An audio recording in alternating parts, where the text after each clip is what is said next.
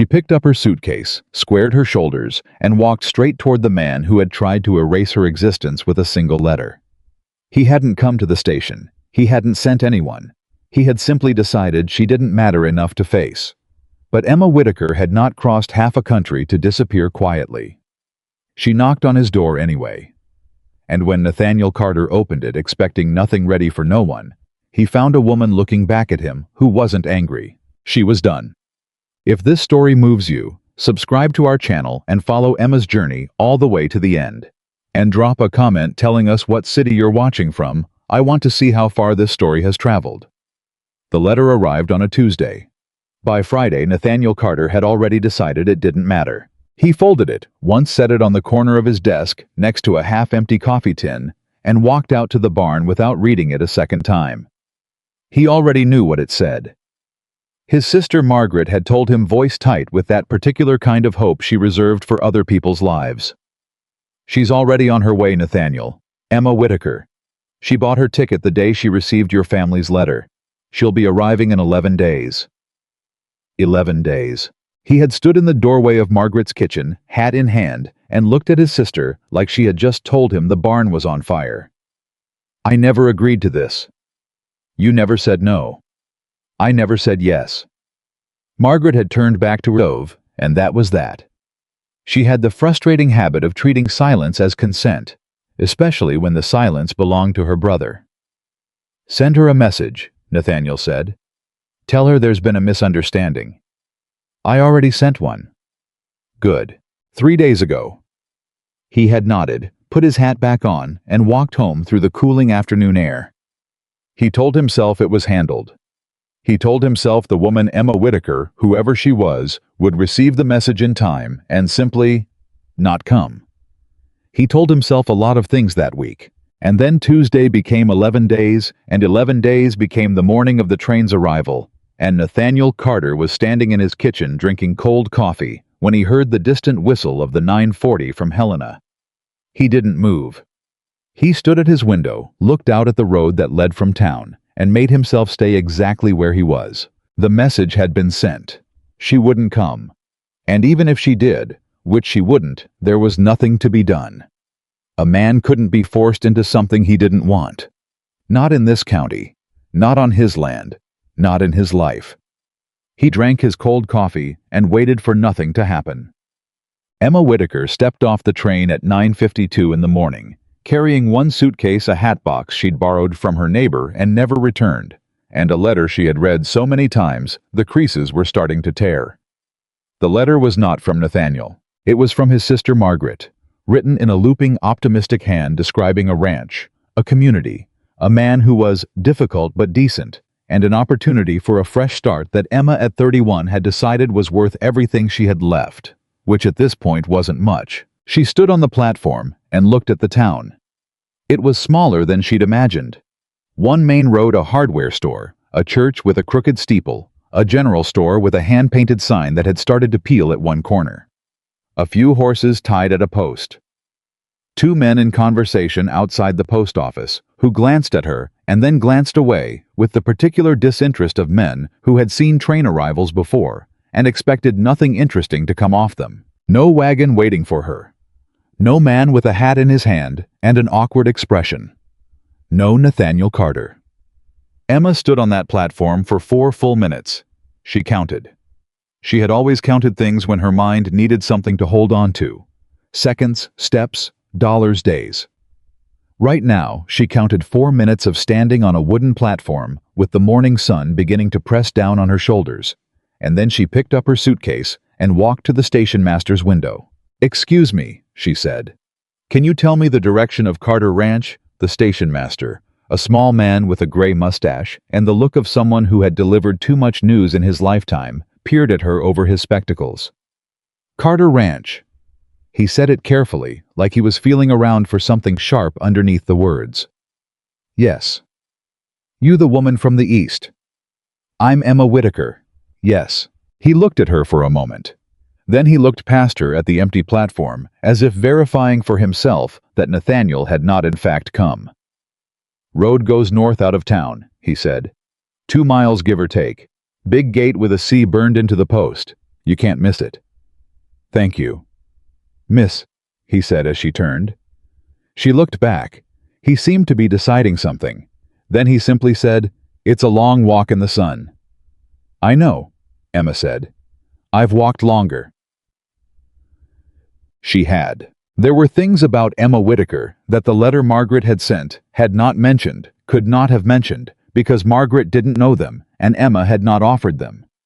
That she had managed her father's dry goods business from the age of 19, after her father's hands began shaking too badly to hold a pen. That she had kept that business running for 7 years through one drought and one flood and one very bad winter that had taken half the county's livestock and sent a third of its residents elsewhere. That she had sat across from bankers who underestimated her so consistently that she had started to use it as a tool, letting them talk down to her, letting them assume she didn't understand the numbers, and then laying those numbers out on the table with a precision that left no room for argument. She understood numbers. She understood work. She understood that hope was not the same as naivete, and that moving toward something difficult was not the same as being reckless. What she had not understood, what she was beginning to understand, now walking north on a dirt road in the Montana heat, was that the message Nathaniel Carter sent had not arrived in time. Or rather, it had arrived. She had been at her neighbor's house, helping put up preserves, when the boy came with the telegram. Her neighbor had taken it, read it, set it on the counter, and through some complicated combination of not wanting to upset Emma and convincing herself it might not mean what it said, had simply not mentioned it. Emma had found it the morning after she packed her bags. She had read it on the porch steps, suitcase at her feet, hat in her lap. Arrangement canceled. Do not travel. N. Carter. 7 words. She had read them 3 times. Then she had folded the telegram, placed it carefully in the front pocket of her travel bag, and boarded the wagon to the station. Her neighbor had come running out of the house calling after her. "Emma. Emma. I'm sorry, I should have told you I didn't want to. Emma, you don't have to go."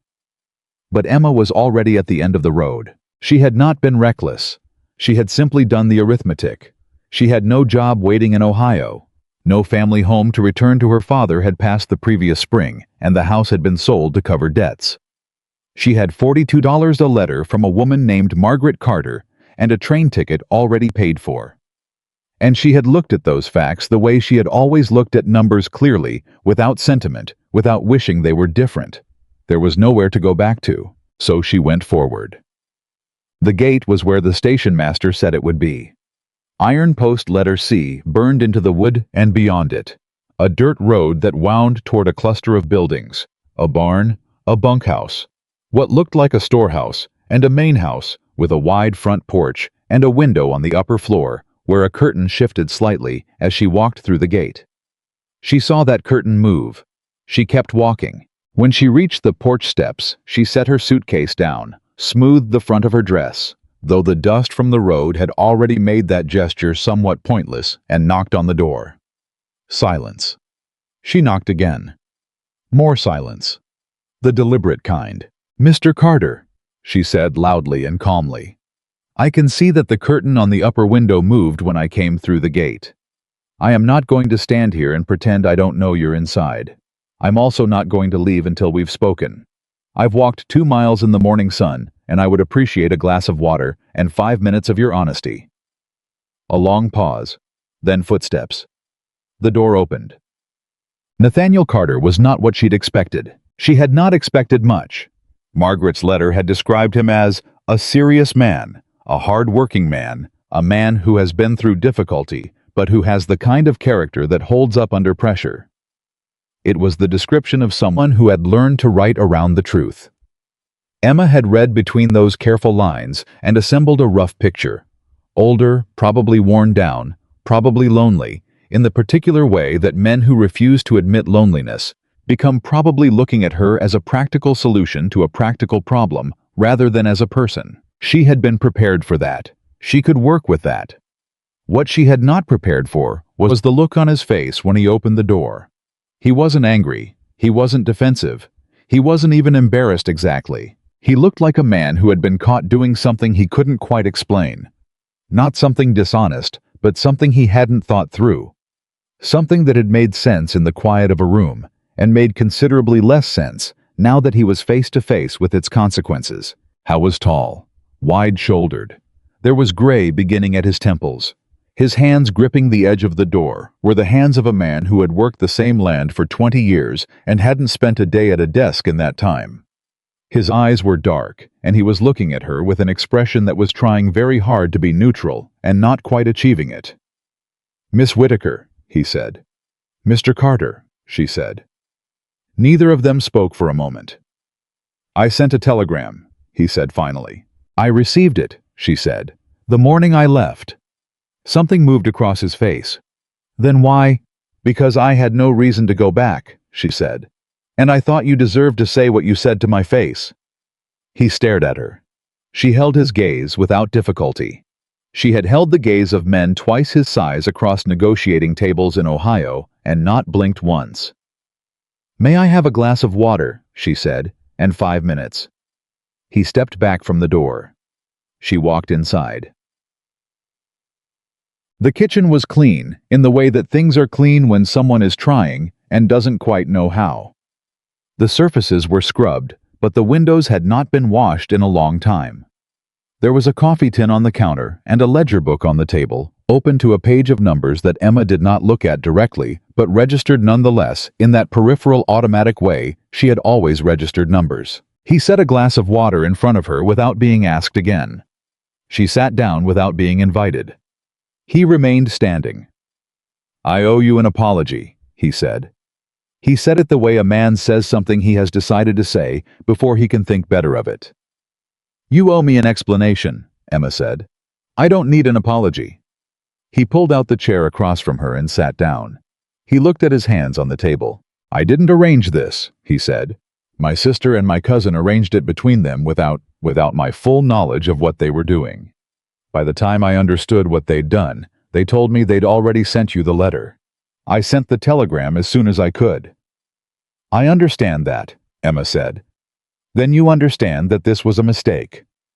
"I understand that it wasn't arranged honestly," Emma said. "Yes." He looked up at her. "What I don't understand," she continued, "is why a man who clearly had no intention of going through with this didn't come to the station this morning. Not to bring me here. Just to look me in the face and say what you told the station master to relay with a 7-word telegram."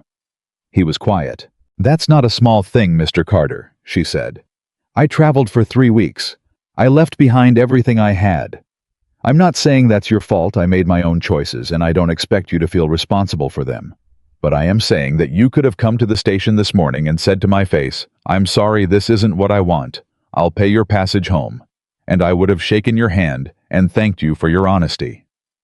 He looked at her for a long moment. "But you didn't come," she said. "And I'd like to know why." He was quiet for long enough that she thought he wasn't going to answer. Then he said, "Because I knew if I came, I wouldn't know what to say." She nodded slowly. "That," she said, "is the most honest thing you've said since you opened the door." There was a longer silence. Not an uncomfortable one exactly. More like a silence that had decided to sit down in the room with them and see what happened next. Emma finished her glass of water. She set the glass down carefully. "Here is my situation," she said. "I have $42. I have a suitcase and a hat box I borrowed from my neighbor. I have nowhere to go back to and no job waiting for me if I did. I'm not telling you this to make you feel guilty. I'm telling you because you should have the complete picture before you make any decisions." "And what decisions do you think I need to make?" he said. "I'm not asking to marry you," she said. "I'm not asking for charity. I'm asking if there is work on this ranch that needs doing, and if I can earn my keep for long enough to save money for what comes next. That's all." He stared at her. "You're asking for a job." "I'm asking for the chance to be useful," she said. "Which is not the same thing as asking for a place in your life. I'm very aware those are 2 different things." He looked at the ledger on the table. Then he looked at her. Then he looked out the window at the road she had walked up as if reassessing something about the fact that she had walked it. "I have a bunkhouse," he said. It's not suitable for—" "I've slept in a barn before," Emma said. "The barn is worse than the bunkhouse." Then the bunkhouse is fine. Howe was quiet for another long moment. Then he ran his hand over his jaw, a gesture that seemed to be the physical equivalent of a man giving up an argument with himself that he'd been having for some time. 6 weeks, he said. You can stay 6 weeks. If it works, we can discuss it further. If it doesn't, I'll pay your train fare myself. Emma nodded. That's a fair arrangement. There's nothing fair about any of this, Nathaniel said, but he didn't say it unkindly. No, she agreed, but we're here anyway. She moved into the bunkhouse that afternoon. It was not, as Nathaniel had warned, suitable for much. It smelled like boot leather and old wool, and the particular staleness of air that hasn't been moved through in a long time. There were 4 cots, a small iron stove that might or might not draw properly, a wooden crate that served as a table, and one window with a cracked pane that let in a thin finger of cold air. Emma set her suitcase on the cleanest of the 4 cots, opened the window to move the air around, and then went looking for cleaning supplies. She found a bucket, a scrub brush, and a bar of lye soap in the storage room off the barn. She spent the rest of the afternoon making the bunkhouse livable. Not comfortable, she wasn't under any illusions about comfort, but livable. One of the ranch hands, a young man named Pete, with sun-darkened skin and the cautious eyes of someone who had learned not to ask too many questions, watched her carry the bucket back and forth from the well 3 times before he finally spoke. You the woman from back east, he said. I'm Emma Whitaker, she said. He seemed to consider this. Boss said you were coming. Did he? Said you were? Pete paused, searching for the word. Said you were passing through. Emma wrung out the scrub brush and looked at him. What else did he say? Pete's mouth closed. He looked away. Mr. Carter said something about me that you're not sure you should repeat, Emma said. It wasn't a question. Pete looked back at her with something that might have been admiration, if admiration could be that wary. He said not to bother you. And did he say that in a way that suggested I was to be treated with courtesy, Emma said, or in the way that men sometimes say it when they mean don't talk to her, because I'm hoping she'll decide to leave? Pete's expression was its own answer. I see, Emma said. Well, she picked up her bucket. I'd appreciate it if you didn't go out of your way either direction. Just treat me like anyone else who's working on this ranch. You're working on the ranch, he said. Starting tomorrow, she said. He opened his mouth, closed it again. Then he picked up the other bucket, the clean water she still needed to carry without being asked, and carried it to the bunkhouse door. I'm Pete, he said. I know, Emma said. Thank you, Pete. She didn't sleep well that first night. That was honest. She lay on the cot in the dark bunkhouse listening to the unfamiliar sounds of a working ranch settling into night, the horses shifting the wind, coming down off the mountains with a bite she hadn't expected, and she stared at the cracked ceiling and allowed herself for exactly 10 minutes to feel everything. She hadn't let herself feel since she'd read the telegram on her porch steps. She was 31 years old. She had sold her father's house and everything in it except what fit in a suitcase. She was sleeping on a cot in a bunkhouse on a Montana ranch that belonged to a man who had tried to send her away before she arrived, and who still underneath the grudging offer of 6 weeks clearly wished she had stayed away. She was starting over with nothing. She let herself feel that. All of it. The fear and the exhaustion and the particular loneliness of being in an unfamiliar place where no one knew her history, which sounds like freedom, but often feels in the dark and the cold more like erasure. 10 minutes. Then she turned onto her side, pulled the blanket up, and went to sleep. Emma Whitaker had not survived 7 years of running a business alone, of sitting across from men who didn't think she understood the numbers of one drought and one flood, and one very bad winter. She had not survived all of that by spending more than 10 minutes feeling sorry for herself. Tomorrow was a work day. She intended to work. The next morning, she was up before the hands. She found the kitchen in the main house unlocked. She later learned that Nathaniel never locked it on the working theory that anyone who came in the night to steal something probably needed it, and she started the stove and made coffee and had it ready by the time the sound of boots on the porch told her the morning was beginning. The first face through the door was Pete's. He stopped when he saw her, then recovered, and came to the coffee, like a man who had decided not to ask questions about unexpected gifts. 3 other men filed in behind him. They ranged from around Pete's age to a broad, deliberate man in his 50s named Harold, who had the expression of someone who had seen too many things change to put much stock in any of them. They all took coffee.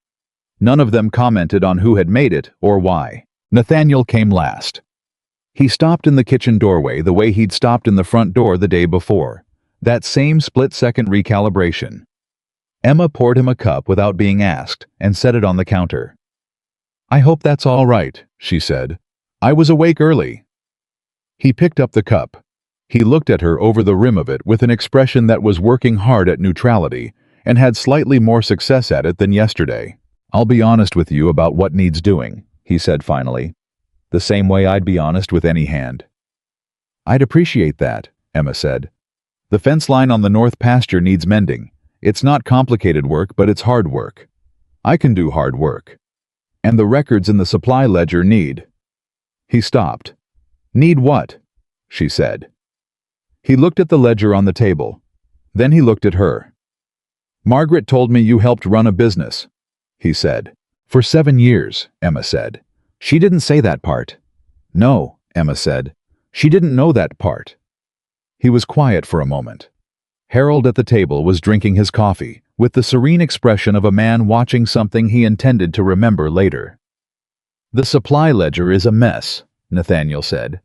"I know it's a mess. I've known it for some time." "How long is some time?" He looked faintly uncomfortable. 2 years, maybe. Emma picked up her own coffee cup and looked at the ledger. "May I?" He watched her for a moment.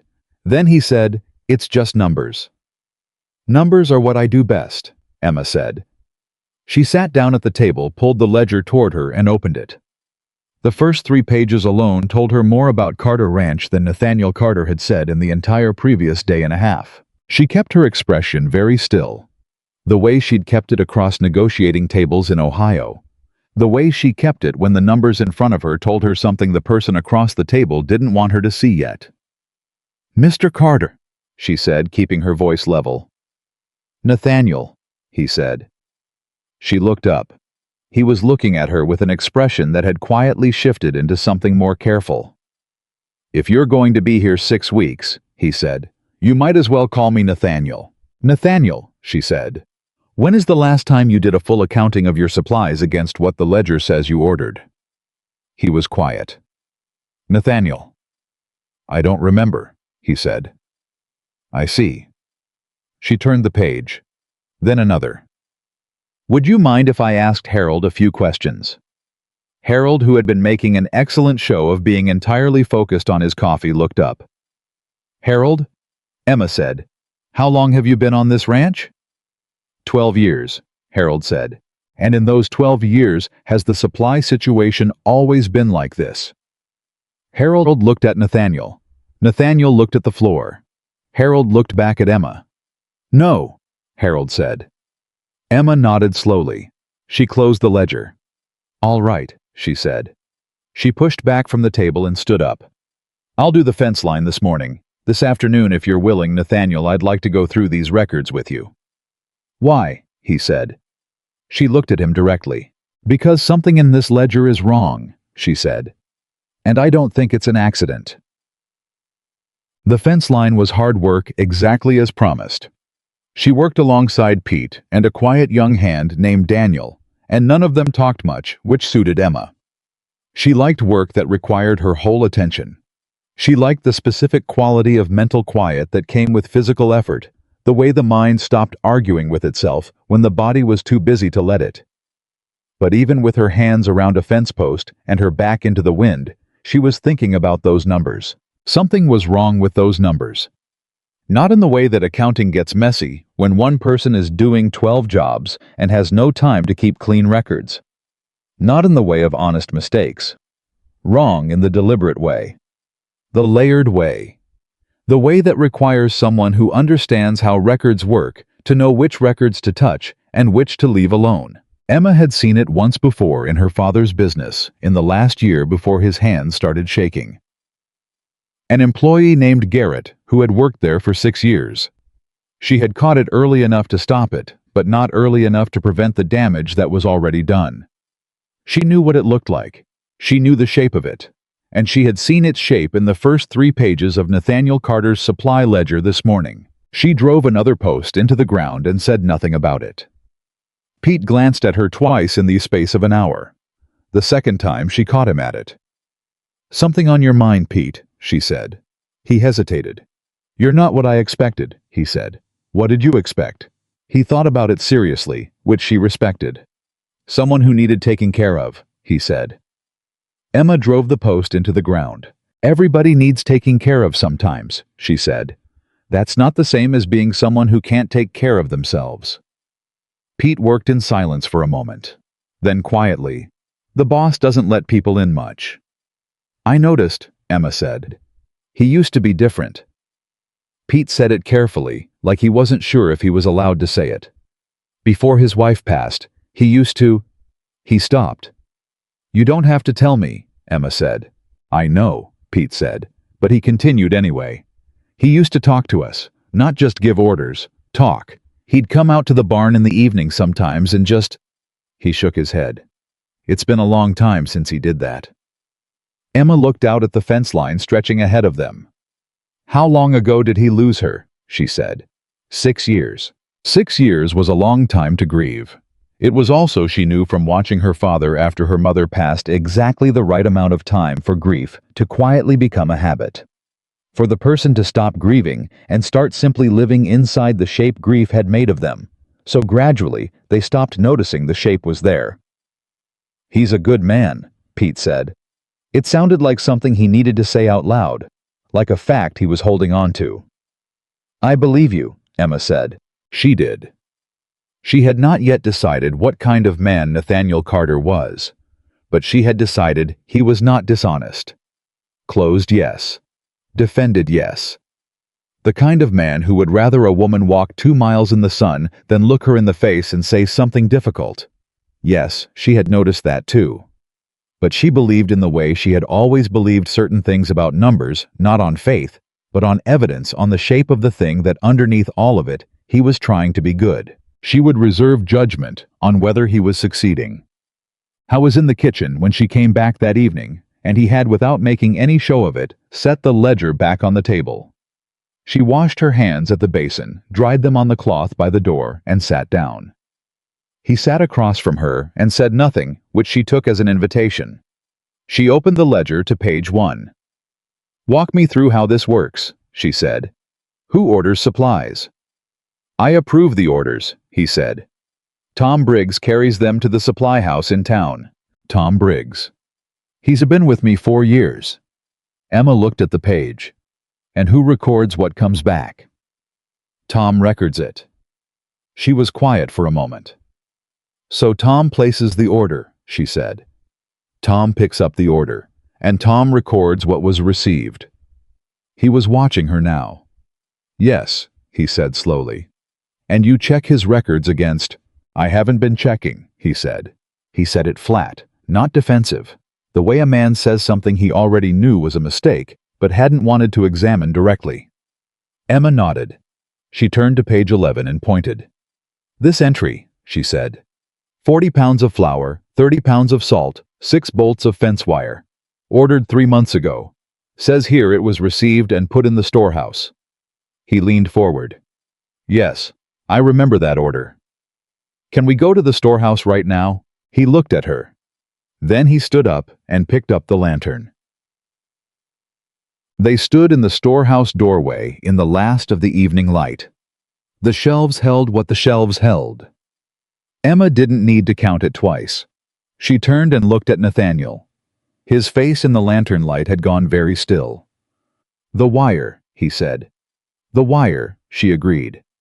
"And I think if we go back through the last 12 months, we'll find the wire is not the only thing that's missing." He stared at the empty shelf where 6 bolts of fence wire had been recorded as received and stored, and were clearly verifiably not. "Tom's been with me 4 years, he said. "I know. I trusted him. "I know." She didn't say anything else. She didn't have to. She had learned a long time ago that when a man was standing at the edge of understanding something that was going to hurt him, the kindest thing you could do was stand next to him and not rush him over the edge. He looked at those empty shelves for a long time. Then he said quietly, "How bad is it?" "I don't know yet," Emma said. "I need to go through the full year. And if it's bad, then we address it," she said, calmly and completely. "We find out what was taken. We find out what it cost you, and we decide together how to handle it." He looked at her. "Together," he said. It was not quite a question. "I said I wanted to be useful," Emma said. "This is where I'm useful." He looked back at the empty shelf. Then he picked up the ledger. "Show me," he said. They sat at that kitchen table until well past midnight. Emma went through the records methodically, the way she had always gone through numbers, without emotion, without hurry. Page by page, cross-referencing delivery dates, against inventory, against Pete and Harold's quiet confirmations, called in from the bunkhouse one at a time, and asked simple, direct questions in the matter-of-fact tone that made people answer without feeling interrogated. Harold, it turned out, had noticed discrepancies 2 years ago and said nothing because he wasn't sure what he was seeing and didn't want to accuse a man without being certain. Pete had noticed things going missing from the storehouse and assumed it was poor organization. Neither of them had known who to tell or how or whether anyone would listen. Emma wrote the numbers down in a separate column, clean and clear, no smudging the way her father had taught her. If the numbers are honest, let them speak.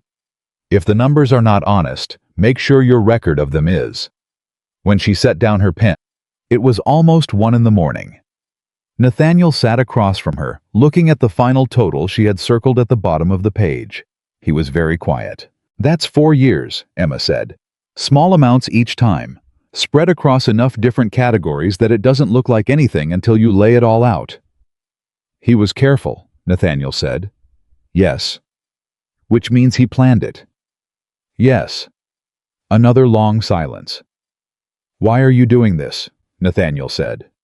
She looked up from the ledger. "Because it needed doing," she said. "That's not—" He stopped. He looked at the numbers, then at her. "I didn't ask you to do this. I didn't ask you to stay. I tried to make sure you didn't come at all." "I know," Emma said. "So why?" "Because I can see that someone has been stealing from you for 4 years," Emma said, "and I know how to stop it. And I am not the kind of person who sees something wrong and walks past it because it isn't technically her problem." She said it simply, without heat. "That's all." He looked at her for a long moment. Then he said very quietly, "Who are you?" It wasn't the question she expected. She wasn't sure what she expected, something practical, something about next steps, something about what to do about Tom Briggs, but not that. "I'm Emma Whitaker," she said. "I know your name," he said. She looked back at him. In the lantern light, with the ledger between them and the circled number at the bottom of the page and the clock on the wall reading 20 past 1. She could see on his face something that hadn't been there yesterday. Not warmth exactly. Not yet. But an opening. The beginning of a question he hadn't known he was going to ask. "I'm the woman who arrived with nothing," she said, "and found something worth staying for." He looked at the table. He didn't agree with her, but he didn't disagree either. And sometimes, she had learned, that was where things began. The morning after the ledger, Nathaniel Carter did not go to bed. Emma knew because she heard him in the kitchen at 4 in the morning when she got up to stoke the bunkhouse stove. The light in the main house window was still burning, and she could see his shadow moving past the glass, slow and deliberate, the way a man moves when he is walking through a problem he cannot put down. She went back inside and let him have it. Some things a person needed to carry alone for a while before they could share the weight. By the time she came into the kitchen at 5:30, the coffee was already made, and Nathaniel was sitting at the table with her notes spread in front of him, and a look on his face that she recognized from her years in business, the look of a man who has understood something he cannot ununderstand and is deciding what to do with that knowledge. He looked up when she came in. "Tom comes in at 6, he said. No preamble, no good morning. "I know," Emma said. She poured herself coffee and sat down. "I want to confront him." I know that too. You think I shouldn't. She looked at him directly. I think confronting him before you know how far this goes is like pulling one thread out of a knot and hoping the whole thing comes undone cleanly. He was quiet. There may be more to this than one man taking supplies, Emma said.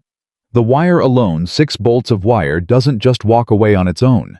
Someone received it somewhere. Someone paid for it somewhere. That's a trail. You think he sold it? I think someone bought it, she said. And that someone is likely someone who knew the wire was going to appear in a ledger as received and therefore would never be reported missing. Nathaniel set down his coffee cup. Carefully. Someone who knew how my records worked, he said. Or someone who paid Tom Briggs to make sure the records worked the way they needed them to. He looked at the table, then at her. You're saying this is bigger than Tom. I'm saying it might be, Emma said. And I'm saying that if you walk out there at 6 o'clock and put Tom Briggs up against the barn wall and there is someone behind him, that someone will know immediately that you've found the thread. And they will have days, maybe weeks, to cut every other thread before you can find them. The silence in the kitchen was the particular kind that comes when a man is absorbing something he doesn't want to be true. What do you suggest? He said. Act normal, Emma said. Today, tomorrow, the next day. Let Tom come in and do his work and think everything is fine. Meanwhile, we go through every record going back as far as you have them, and we build a complete picture. Not just what's missing, who benefited, who knew, where it went. And then?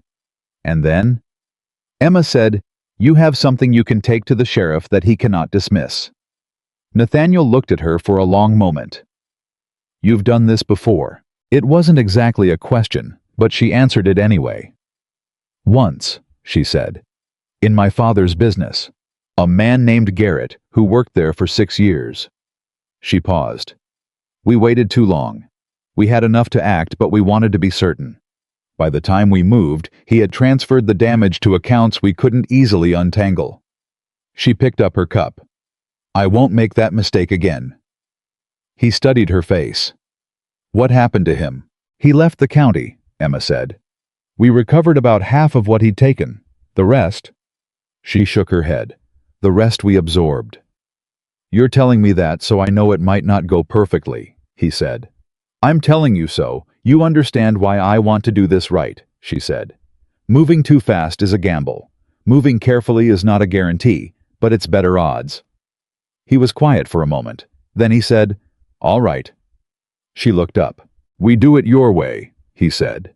He picked up his hat from the counter.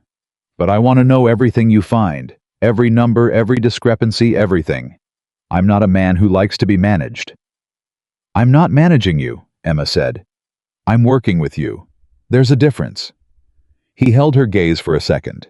Then he nodded once, put his hat on, and walked out to meet his 6 o'clock like nothing in the world was wrong. Emma sat at that table with her coffee and her notes, and the specific, steady feeling of a problem she could solve, and she got to work. Tom Briggs was 34 years old, broad across the chest, with a quick, easy smile, and the kind of reliability that made people stop watching him. That was the thing Emma noticed first when she watched him come into the kitchen that morning and help himself to coffee like he owned the place. Not with arrogance, but with a very specific kind of comfort. The comfort of a man who believes he has been trusted so completely and for so long that no one is looking at him anymore. He looked at Emma once briefly, with a flicker of something that might have been surprise or might have been assessment. Then he looked at Nathaniel. Morning, boss, he said. See the new hand settled in all right? She's not a hand, Nathaniel said without inflection. She's working on the administration side for a while. Tom's eyebrows rose slightly. Administration. Records, Nathaniel said. Supply ledger needs updating. Miss Whitaker has experience with that. Tom looked at Emma again. This time the glance lasted a fraction of a second longer. She met it with a pleasant, neutral expression, and absolutely nothing behind it. Morning, she said. Morning, he said.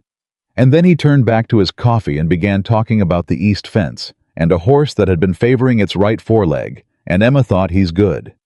He is genuinely good at this, which told her the same thing it always told her. The better someone was at appearing untroubled, the more reason they had to be troubled. She wrote that down too in her own private shorthand in the small notebook she kept in her dress pocket. She wrote TB not surprised, not curious, yes, covering. The days that followed had a strange double rhythm to them. On the surface, Carter Ranch ran, it always ran. The hands did their work. The horses were fed. The fence line on the north pasture was slowly getting mended. Emma working it alongside Pete. Most mornings learning the particular grammar of outdoor labor, the way her body adjusted to it, the specific kind of tiredness that was actually satisfaction in disguise. Nathaniel kept his distance from her during the day, which she understood. He was a man who didn't yet how to be anything other than what he'd been for 6 years. Alone, self-contained, moving through his own life, like a man walking carefully across thin ice. The knowledge that someone had been stealing from him for 4 years sat on him heavily. She could see it in the set of his shoulders when he came to the kitchen in the mornings. He was carrying it. But underneath that surface, Emma was rebuilding the entire financial picture of Carter Ranch from the ground up. She did it quietly without drawing attention, working at the kitchen table in the evenings after the hands had gone to the bunkhouse, and Nathaniel had retreated to whatever part of himself he retreated to after dark. She borrowed the older ledgers from the locked drawer he showed her without comment. She requested receipts from the supply house in town by sending a simple letter that framed it as a routine accounting update. And the picture that emerged from those numbers was worse than she'd first estimated. Not catastrophically worse, but worse. The supply theft was 4 years old as she'd thought, but it had not been consistent. It had started small, so small that she'd had to look twice to be sure she wasn't looking at honest error, and then it had escalated gradually in a pattern she recognized. Someone testing the system, learning its tolerances, finding out how much could disappear before anyone noticed, and then once they were confident, no one was noticing taking more. The total missing was significant. Enough to matter on a ranch that was not. She had now established particularly wealthy. Not struggling, not failing, but running lean. The way working ranches often did with not much margin for what was being quietly carved out of it year after year. That by itself would have been enough. But it was the land records that stopped her cold. She found them on the 4th day, tucked into the back of a ledger from 3 years ago, in a way that might have looked accidental. A sheaf of papers folded and stuck between pages, the kind of thing that accumulated in a working ledger that no one was keeping tidy. She almost missed them. She was moving quickly cross-referencing dates, and her hand slid past them before something made her stop. She pulled them out. She read them once. Then she sat very still for a moment and read them again. Then she got up, walked to the door of the kitchen, opened it, and said across the yard into the evening, "Nathaniel." His name carried in the cold air. He came out of the barn a moment later, still in his work gloves. He read her face from across the yard. She watched him change the slight tightening the shift from tired to alert. He crossed the yard quickly. She handed him the papers without preamble. He read them. She watched him read them. She watched his face move through something that was not simple anger and not simple shock, but a particular combination of both that came with understanding something for the first time that should have been understood much earlier. "What is this?" he said, not a question. "A land survey," Emma said, "commissioned 3 years ago by someone named Warren Greer." "I know who Warren Greer is. These survey markers." She pointed, leaning in. "These survey markers overlap your eastern boundary by approximately 400 acres. The silence between them was absolute. "That's not possible," Nathaniel said. "The survey says otherwise." "My grandfather filed this land in 1869. The boundary has never moved." "The survey says it has," Emma said. "Or more accurately, the survey is trying to say it has. Whether it's accurate or not is another question." He looked at the papers again. Then he looked at her. "These were in my records." "Yes." "In a ledger in my own house." "Yes." "Which means someone put them there."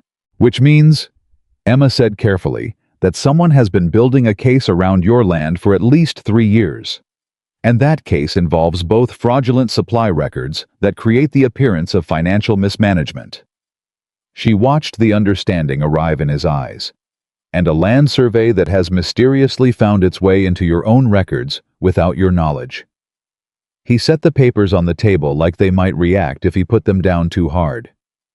Warren Greer, he said. Do you know him well? Well enough. His voice had taken on a flatness that she was beginning to understand was not the absence of emotion, but its very controlled presence. He owns the property north of mine. He's been trying to expand his grazing for 10 years. Every legal route he's tried has hit my boundary line. Until now, Emma said. He looked at her. He has a fraudulent survey placing his boundary 400 acres into your property, she said. He has 4 years of supply records suggesting your ranch has been mismanaged. If someone were building a case to claim that Carter Ranch was financially unviable and that its boundary survey was in dispute. She paused. Those two things together make a very compelling case to a county judge who doesn't look too closely. Nathaniel's jaw tightened, and she could see it. How long, he said. I think it's been planned for at least 3 years, she said. Maybe longer. And Tom. Tom Briggs was either recruited or approached, Emma said. My guess is he was approached. Men like Tom rarely come up with the architecture themselves. They're brought in at a stage when the plan is already built and they're being offered a very specific role with a specific payment. You're guessing. I'm reasoning from the pattern, she said. I could be wrong, but I've seen the way this kind of thing is built, and this looks built. He stood very still for a moment. Then unexpectedly he sat down. Not collapsed, just sat down the way a person does when their legs would rather they did. She sat across from him. My grandfather filed this land, he said. I know. My father ran it. My wife and I. He stopped. She said nothing. I've been here my whole life, he said. This land is... He stopped again. I know, Emma said. You keep saying that. Because I mean it, she said. He looked at her. For a moment the carefulness left his face entirely, and she could see underneath it not weakness, but something more honest.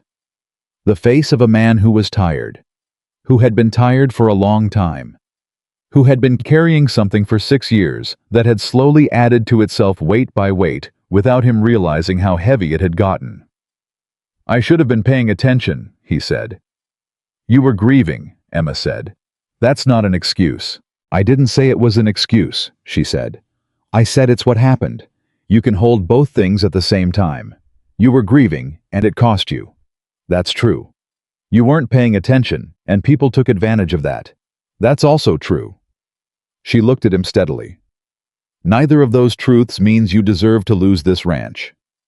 He was quiet for a long time. Then, what do we do? And Emma felt the word "we" land between them differently than it had before. Not practical, not business, like something more than that. Something that acknowledged, without either of them saying so directly, that the conversation had shifted into a different kind of territory. We need your original land filing documents, she said. Your grandfather's original survey. Every deed, every legal record going back to 1869 if you have them. They're in the strongbox in my office. Good. We also need to know if Warren Greer has filed anything with the county. Any claim, any petition, any legal document that references this survey. The county clerk would have that. Can you get to town without it drawing attention? I go to town every week, he said, for supplies. With Tom. He paused. This week, Emma said, go alone. He looked at her, then he nodded. All right. And Nathaniel. She waited until he met her eyes.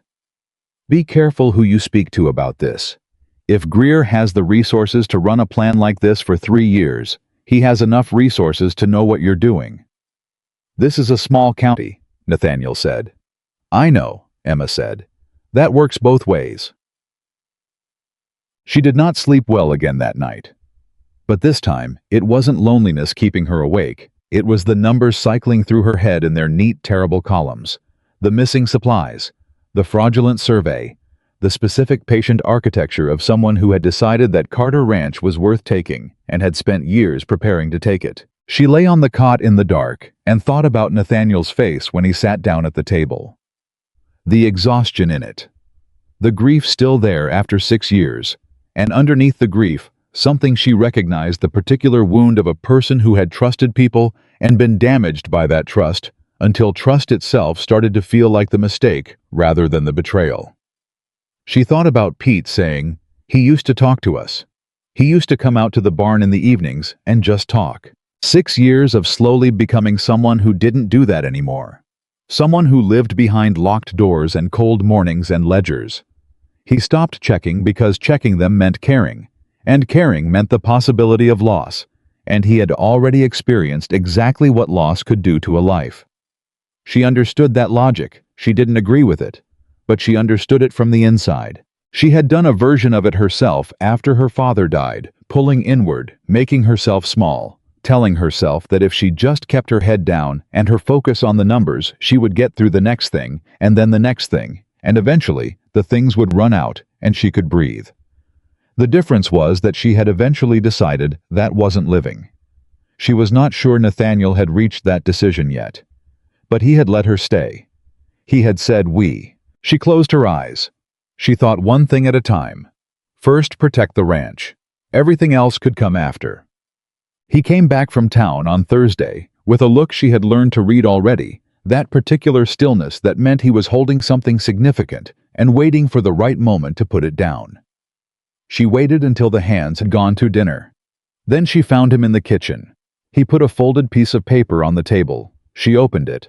It was a copy of a county petition dated 8 months ago, filed by Warren Greer, requesting a survey reassessment of the boundary between Greer land and Carter land, citing conflicting historical records and newly available survey documentation. The petition had been granted. An official reassessment was scheduled for 6 weeks from now. Emma read it twice. Then she set it down on the table very carefully. 6 weeks, she said. 6 weeks, Nathaniel confirmed. Did the clerk know anything else? He said Greer's lawyer has been in twice in the last month. He paused. He said, he stopped. What? Emma said. Nathaniel's jaw moved. He said the word around town is that Carter Ranch is in financial trouble, that I've been struggling for years, that I might be looking to sell. He looked at her with something that was past anger now into something colder. I've never spoken to anyone about selling, not once. Someone has been speaking on your behalf, Emma said quietly. Greer. Or someone Greer is paying. She looked at the petition. This is what the supply records were for. They weren't just stealing from you. They were building a paper trail. A story. Struggling rancher with a history of financial mismanagement can't sustain Operation Boundary Dispute accelerates his decision to sell. I am not selling, Nathaniel said. It came out low and absolute, the voice of a man who has reached the bottom of something and found bedrock. I know you're not, Emma said.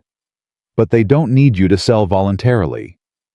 He looked at her. If the survey reassessment goes Greer's way, she said, and if he can establish in county records that your financial management has been negligent over a sustained period, he may not need you to sell.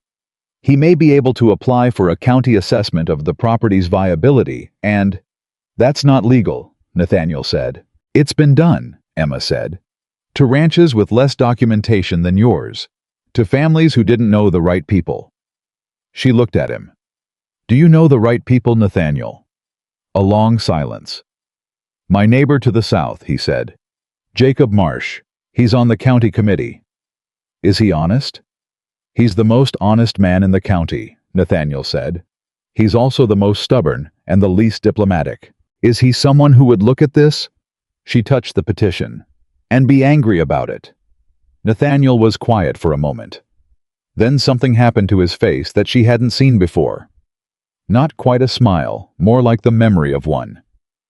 If Jacob Marsh saw this, he said, he'd drive straight to the county seat himself. Then we need to talk to Jacob Marsh, Emma said. He looked at her. Really looked at her the way he hadn't allowed himself to do in the days since she'd arrived straight on, without the protective neutrality he'd been keeping in place like a man holding a shield. He's used so long he's forgotten it's there. Why are you doing this? He said. It was the same question he'd asked her the first night, but it meant something different now, and they both knew it. Because it's right, she said.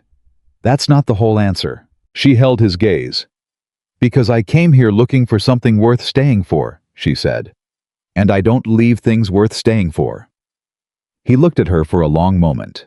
Something moved in his expression, something she didn't try to name because she had learned that naming things too early sometimes made them fragile. Then he said quietly, "I'll go see Jacob in the morning." "I'll come with you," Emma said. He started to say something, stopped. "Nathaniel," she said, "I know you're not used to people standing next to you." "No," he said. "I know it probably feels more like a problem than a help right now." He was very quiet. "But I'm here," she said. "And I know these numbers better than anyone.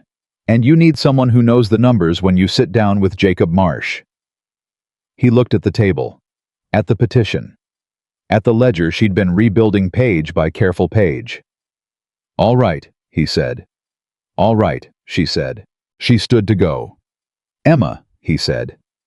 She turned. He was looking at the table, not at her, but his voice when he said, it was different from any voice he'd used with her before. Quieter, less defended, the voice of a man speaking from a place he didn't usually let people reach. "Thank you," he said. She looked at him for a moment.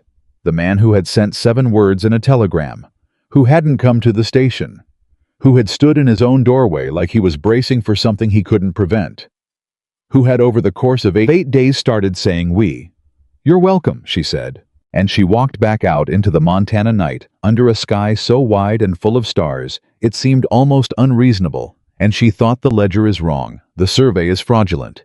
There are 6 weeks, and there is a man inside that kitchen who is just beginning, slowly, painfully, against every instinct. 6 years of grief has built into him to trust again. One thing at a time. She had a lot of work to do. Jacob Marsh was 62 years old, built like a man who had spent his entire life arguing with the land and winning most of the time, and he opened his door the next morning before Nathaniel even knocked. "Saw you coming up the road," he said. He looked at Emma. He looked at Nathaniel. He looked at Emma again. "So the woman from the east is still here." "Word travels," Nathaniel said. "This is a small county." Jacob stepped back from the door. "Come in. I just made coffee." His kitchen smelled like pine wood and strong coffee and the particular warmth of a house that had been lived in hard and honestly for a long time. He poured 3 cups without asking and set them on the table and sat down and looked at them both with the direct, unhurried patience of a man who had learned that people arrived at the important thing eventually and that rushing them only made it take longer. "Tell me," he said. So Emma told him. She laid it out, the way she had laid it out for herself over the past 8 days, not dramatically, not with embellishment, just cleanly and in order. The supply records. The missing inventory. Tom Briggs. The fraudulent land survey folded into the back of a ledger. The county petition. The 6 weeks. Jacob did not interrupt. He did not react visibly. He sat with both hands around his coffee cup and listened with the complete still attention of a man who understood that he was hearing something serious, and that serious things deserved serious listening. When she finished, the kitchen was quiet. Jacob looked at Nathaniel. "How long have you known about the supply records?" he said. "Emma found it 8 days ago," Nathaniel said. Jacob turned to Emma. "And the survey?" 4 days ago, she said. He nodded slowly. "And Tom Briggs is still working on the ranch." "He doesn't know we've found it," Emma said.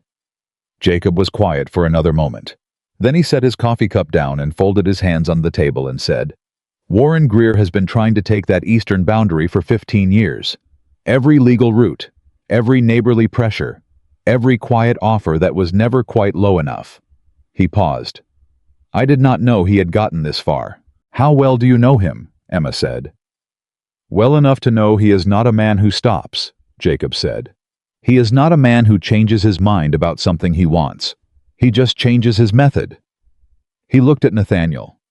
"You understand what they've built here?" "I understand it," Nathaniel said.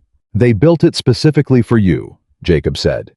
"Someone studied your situation, your grief, your—" He paused, and his voice was careful without being unkind. "Eleanor passed. They saw the holes, and they built the plan around the holes." Nathaniel's jaw was tight. He said nothing. "That takes patience," Jacob said. "And money. And someone on the inside." He looked at Emma. "What do you need from me?" "Access to the county records," Emma said. "Every document Greer has filed relating to Carter Ranch in the last 5 years. The original Carter land filing from 1869. And," she paused, "I need to know who the surveyor was." Jacob's eyes sharpened. "Why?" "Because a fraudulent survey doesn't exist without a surveyor who agreed to make it fraudulent," Emma said. "And a surveyor who agreed to do that for Warren Greer once will have a paper trail. Those men always have a paper trail." Jacob looked at her for a long moment. Then he looked at Nathaniel. "Where did you find her?" he said. "She found me," Nathaniel said. Jacob almost smiled. "Then you're either the luckiest man in the county," he said, "or the most overdue." He stood up and reached for his coat. "Come on," he said. "I know the county clerk personally, and he owes me a considerable favor." The county clerk was a nervous small man named Albert, who visibly did not want to be involved in anything which Jacob Marsh handled by being so thoroughly himself, large, unhurried, completely certain that Albert was going to cooperate. That Albert cooperated out of a kind of reflexive deference before he quite realized what he was agreeing to. Emma stood to one side and watched Jacob work and thought, "This is a man who has spent 60 years learning exactly how much of himself to deploy in a given situation." He was not threatening. He was not demanding. He was simply so completely present, so absolutely certain that the right thing was going to happen, that other people's uncertainty filled in around him, like water finding its level. Albert produced the county records. Emma went through them at the clerk's counter methodically, while Nathaniel stood beside her, and Jacob talked quietly with Albert about county committee business in the corner, with the precise strategic instinct of a man who knows that keeping someone occupied is its own kind of management. The records told a detailed story. Warren Greer had filed the survey petition 8 months ago, as they knew. But before that, 14 months ago, he had filed a separate document with the county. A routine land use inquiry framed as a simple administrative question about boundary procedures. The kind of thing that didn't draw attention. The kind of thing that was easily overlooked. Attached to it was the name of the surveyor. Emma looked at that name for a moment. Then she said quietly, "Nathaniel." He leaned in. She pointed. He read the name. She watched his face. "Daniel Price," he said. "You know him." "He surveyed the Hennessy property 2 years ago," Nathaniel said. "Right next to the eastern boundary. He was on my land for 2 days to establish the reference points." He looked at Emma. "He was on my land." "Which means he knows every inch of your boundary," Emma said. "And he would have known what changes to make in a survey to appear credible." Nathaniel looked at the document. Then he said something she hadn't heard from him before, a single short word under his breath that she chose not to repeat. And then he was quiet in the very controlled way that she now understood meant he was somewhere between fury and something much older and colder than fury. "Someone brought him onto the Hennessy job specifically," Emma said. 14 months ago, which is before Greer filed the administrative inquiry." She turned the page. "This was planned before the survey. The survey reference points from the Hennessy job were the foundation they needed. They got him on your land first on a legitimate job, and then they used what he saw," Nathaniel said. "Yes." Jacob appeared at her elbow. He read the page. His expression didn't change, but something in his stillness became more absolute. "Albert," he said without raising his voice. Albert appeared. "I need a certified copy of everything in this file," Jacob said. "Every page. Today." Albert looked at the stack. He looked at Jacob. "It'll take me until today," Jacob said pleasantly. Albert went to get his copying materials. They drove back to Carter Ranch in a silence that had texture to it, the specific density of 3 people who have collectively understood something and are each privately processing what it means. It was Emma who finally spoke. "There's something I haven't said yet," she said. Nathaniel looked at her from the driver's seat. "The supply records," she said. "The money Tom Briggs has been taking or diverting or whatever arrangement he has with Greer that's significant. But it's not what worries me most. What worries you most? Jacob said from the back. The petition is in 6 weeks, Emma said. The reassessment happens regardless of what we do unless we can demonstrate that the survey is fraudulent and present the original boundary documents clearly enough that the county committee has no legal basis to proceed. That's achievable, Jacob said. It is, Emma agreed. But 6 weeks is not a long time if Greer has prepared his case for over a year. He will have documentation. He will have Price presenting the survey as legitimate. He may have other witnesses. He may have already spoken to people on the committee, Nathaniel said quietly. The silence that followed had a different weight. Has he? Emma said. Jacob was quiet for a moment. I can't speak to what I don't know, he said carefully. But I will say that the county committee has 3 members. I am one. The other 2. He paused. One I would trust with my life. The other I have never been certain of. Which one isn't certain? Emma said. Man named Calloway, Jacob said. He's been on the committee 4 years, came up from the South originally. He and Warren Greer have had a cordial relationship since Calloway arrived. How cordial? Nathaniel said. Cordial enough that I've noticed it, Jacob said. Emma looked at the road ahead. She thought about the arithmetic of this, the way the plan would have been built to account for exactly this kind of thing. A cooperative surveyor. A fraudulent survey. 4 years of manufactured financial records. A sympathetic committee member. And underneath all of it, Tom Briggs on the inside of the ranch itself, available to confirm whatever story needed confirming. It was patient. It was thorough. And it was very close to complete. We need to move faster than 6 weeks, Emma said. What are you thinking? Nathaniel said. Tom Briggs, she said. Both men looked at her. We've been waiting, she said, watching him, building our record. But if Greer knows Calloway is on the committee and the petition is in 6 weeks, he doesn't need Tom anymore. Tom's job is done. The records are already wrong. The survey is already filed. She turned to look at Nathaniel. At some point in the next 6 weeks, Tom Briggs becomes a loose end. The word loose end landed in the wagon like something heavy. Jacob said very quietly, You think Greer would? I think men who build plans like this for 3 years, Emma said, do not leave loose ends. Nathaniel's hands tightened on the reins. Tom's an idiot, but he's not a bad man. He let himself get bought and he made a choice I can't forgive, but... That's why we need to talk to him, Emma said. Before Greer does. She went alone.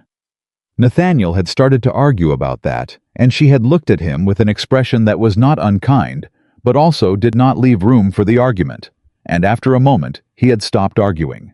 Which was progress, she thought, though she didn't say so. She found Tom Briggs in the storehouse in the late afternoon, taking inventory which was given everything almost impressive in its brazenness. He was counting bags of grain with a pencil stub and a small piece of paper, and he looked up when she came in with the easy, unremarkable expression he always wore. That expression lasted approximately 3 seconds after he saw her face. Then it changed. Not dramatically. Barely at all, really, to someone who wasn't watching carefully. But Emma had spent the past 10 days watching Tom Briggs, with the full trained attention she had once used on accounts she suspected were wrong, and she caught it, the tiny involuntary adjustment, the microscopic shift behind the eyes, the infinitesimal recalibration of a man who has just understood that the person in front of him knows something. Miss Whitaker, he said. Tom, she said. She closed the storehouse door. Put the pencil down. He put it down.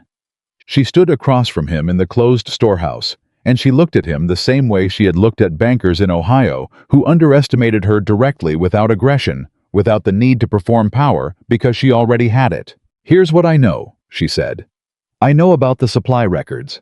I know the numbers going back 4 years. I know approximately what was taken and when. I know about Warren Greer. I know about Daniel Price and the survey he was brought to this land to build the reference points for. I know about the county petition. She paused. I know almost all of it, Tom. He was very still. What I don't know, she said, is exactly how you were approached, what you were promised, what you actually received, and whether... She looked at him. Whether you understand yet that you are a loose end. Something moved in his face. He tried to suppress it and didn't entirely succeed. I don't know what you're talking about, he said. But it was automatic, reflexive. The kind of denial that comes out because it has to, not because anyone on either side of it believes it. Tom, Emma said. I'm not here to threaten you. I'm not here on behalf of a lawman.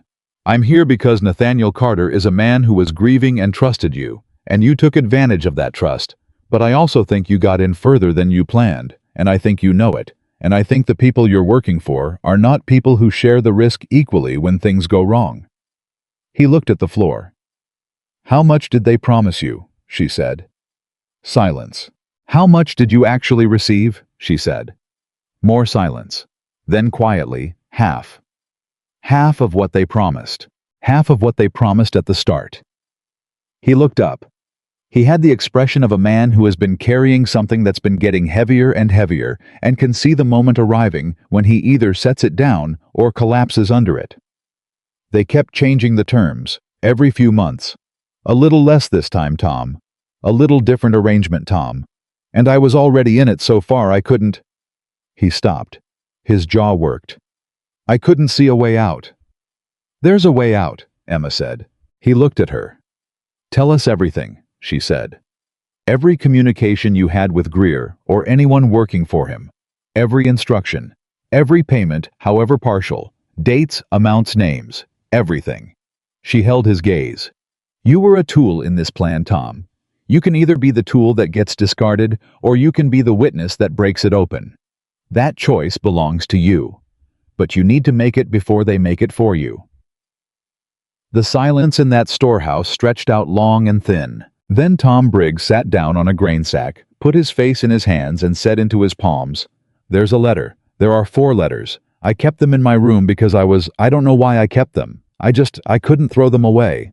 Emma said, Go get them. The letters were everything. Emma read them at the kitchen table that night with Nathaniel and Jacob on either side of her, and even Jacob, who had spent 60 years being unsurprisable, made a quiet sound at the third one. They were written in a careful, educated hand. No signature on any of them. But the contents were unambiguous. Specific instructions. Specific items to manipulate. Specific language to use if anyone asked questions. And 3 references to the primary objective that in context made the meaning unmistakable. Carter Ranch's eastern boundary and the land it contained. The 4th letter was the most recent. Dated 3 weeks ago. It contained 4 words that stopped all 3 of them cold. Finalize and step back. Emma set the letter down. He's done with Tom, she said. They're going to let him take the weight if this falls apart, Jacob said. Or worse, Nathaniel said. Or worse, Emma agreed. Tom was sitting in the kitchen too, in the chair nearest the door, hunched over his own coffee, in the particular posture of a man who has understood too late what he walked into. He looked up when Emma said that. What do I do? He said. You sign a written statement, Emma said. Tonight, everything you know, every name, every date, every instruction. Jacob witnesses it.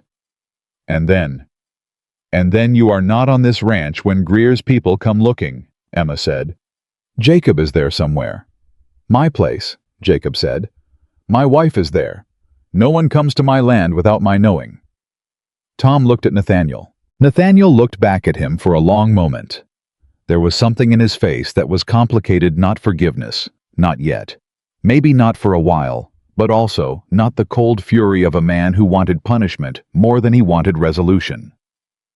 Go with Jacob, Nathaniel said. Write the statement. Tell the truth.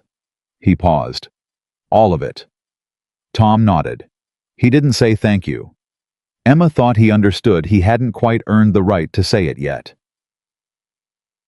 It was late when Jacob left with Tom and the letters, and later still when Emma and Nathaniel sat alone in the kitchen, in the particular silence that follows a day that has moved too fast and too hard through too many significant things. Nathaniel was looking at the original land filing she had pulled from his strongbox that afternoon. His grandfather's handwriting faded now on paper that had aged to the color of old wheat. He had held it carefully with the specific tenderness of someone handling something that connects them to people they can no longer reach. "My grandfather came here with nothing," he said. "Literally nothing. He walked this land before there were any roads on it." Emma listened. "I used to tell me." Nathaniel stopped. He looked at the paper. "He used to say that the land doesn't belong to you. You belong to it. You're just the keeper for a while." "He sounds like a wise man," Emma said. "He was a hard man," Nathaniel said. "Not unlike me, apparently." He looked up. There was something wry in it, faint, but real. "Though he married my grandmother without a telegram." It surprised her enough that she almost smiled. She recovered it. "There's that," she said. He looked at the filing again. "I let this happen. I know what you said about grief, and I know you weren't saying it to excuse me, but I need to say it myself." He set the paper down. "I checked out of my own life. I stopped paying attention. I stopped caring in the particular way that caring means showing up and dealing with things. And someone saw that and decided to use it." "Yes," Emma said. "And a woman I tried to prevent from arriving had to come here and find it." She looked at him. "That is deeply—" He paused. He seemed to be choosing the word carefully. "Humbling," he said. "It would be," Emma said. "You're not going to tell me not to be hard on myself." "No," she said. "I think being honest about it is useful. I think staying in it past that point is not." He looked at her steadily. "How do you do that?" he said. "Do what?" "Say the exact right thing," he said. Without decoration. Without softening it or making it something it's not." He shook his head slightly. "Most people either tell you hard things badly or kind things dishonestly. You manage to do both." She looked at him for a moment. She felt something shift, not dramatically, not the way things shifted in the stories people told about love at first sight or sudden revelations. Just quietly. The way light changes when a cloud moves and you didn't notice the cloud until the light was already different. "I just say what I see," she said. "What do you see?" he said. She considered that seriously. "A man who is still here," she said. "Who could have walked away from this ranch 100 times in the last 6 years and didn't. Who works this land every single day, even when he's been running it alone and badly, and with people stealing from him." She met his eyes. "That's not nothing, Nathaniel. That's someone who belongs to something even when the something is painful." He was very quiet. "Your grandfather wasn't wrong," she said. "About belonging to the land. You still do. That's why this hurts the way it hurts." He looked down at the paper. Then he looked up at her, and this time there was no shield in it, no professional neutrality, no careful managing of what he let her see. "What happens now?" he said. But he wasn't asking about the plan. She understood that. "Now," she said, "we have Tom's statement. Jacob's access to the county committee, your original land documents, and a complete record of 4 years of fraudulent supply entries." She held his gaze. "We have everything we need." "On paper," he said. "On paper is where it starts," she said. "But the rest," she paused. "The rest is going to require one more thing." "What?" "Daniel Price," she said. "The surveyor. We need his original field notes. Not the fraudulent survey, his actual notes from when he was on your land doing the Hennessy job. If those notes exist, and we can compare them to what he submitted to the county." "Then the fraud is provable," Nathaniel said. "Completely," Emma said. "Not just arguable, provable. Greer can't discredit Tom's statement alone. He can discredit a remorseful employee. But he cannot discredit a witness statement and original field notes and a county record with the dates that establish timeline." Nathaniel looked at her. "How do we get Price's notes?" "Surveyors are required to keep records," Emma said. "By law. They file copies with the state land office." She paused. "The state land office is in Helena." He understood immediately. "That's a 2-day ride." "Yes. And the reassessment is in 6 weeks." "Which means we need to go soon," Emma said, "before Greer has any reason to think the notes might be requested." Nathaniel was quiet. He looked at the window. Outside, the Montana night was absolute, not dark in the way of places where darkness was an absence, but dark in the way of places where the dark had its own presence, its own weight. "I'll go," he said. "We'll go," Emma said. He started to say something. "I know the records," she said. "I know exactly which dates to reference, which entries to compare what we're looking for in those notes. You need me there." He looked at her for a moment that lasted long enough for her to wonder what he was deciding. Then he said, "We leave day after tomorrow. Give Jacob time to secure Tom and get the statement properly witnessed." "Agreed," she said. She stood to go. She was at the door when he said her name. "Emma." She turned. He was still at the table. He had the look of a man who has started a sentence and is only now catching up to where it's taking him. "I know I said 6 weeks," he said. "When you first arrived, that was the arrangement." "Yes," she said. "That arrangement doesn't—" He stopped. He started again. "I want you to know that whatever happens after this, with the petition with Greer, whatever the outcome is, the 6 weeks was a starting point, not a—" He seemed to run out of the right words. She looked at him for a moment. "I know," she said. She didn't push it further. She didn't need to. Some things were better said slowly in increments by a man who was learning to say them again after a long time of saying nothing. She walked out into the night. 2 days. Then Helena. Then whatever came after Helena. The plan was solid. The evidence was almost complete.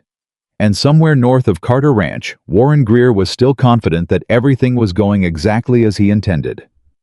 He did not know yet about the woman who arrived with nothing. He did not know yet what she had found. He was about to. They left before dawn.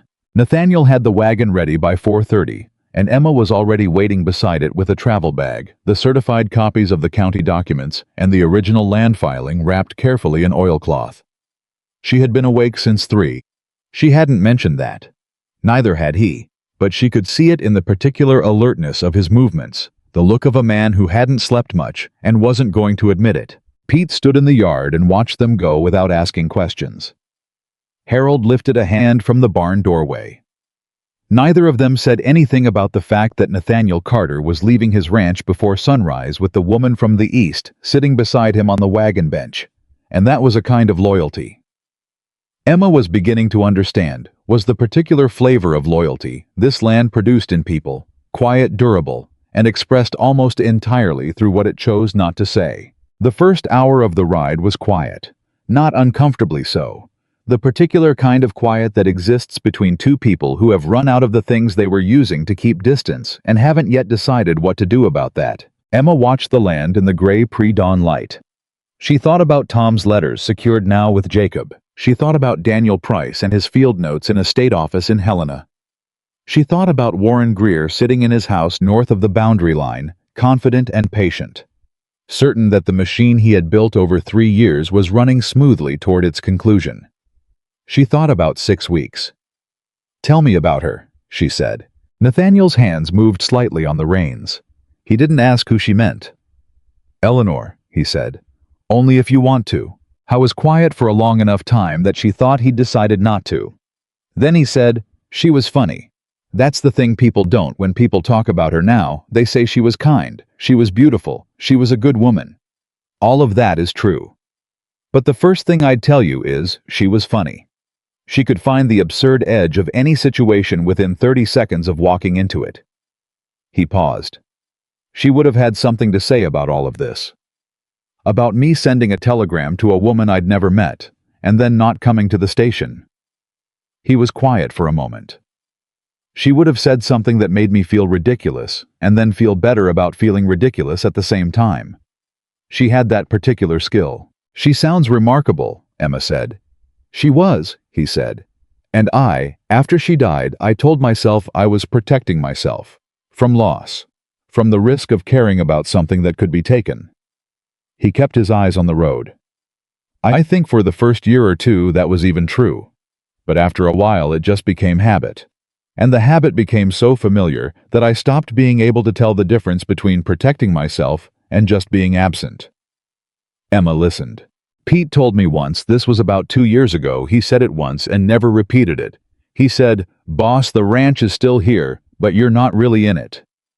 Nathaniel's voice was very level. I told him to mind his work. I've thought about what he said probably 400 times since. He was right, Emma said. I know. You're here now, she said. He glanced at her, just briefly.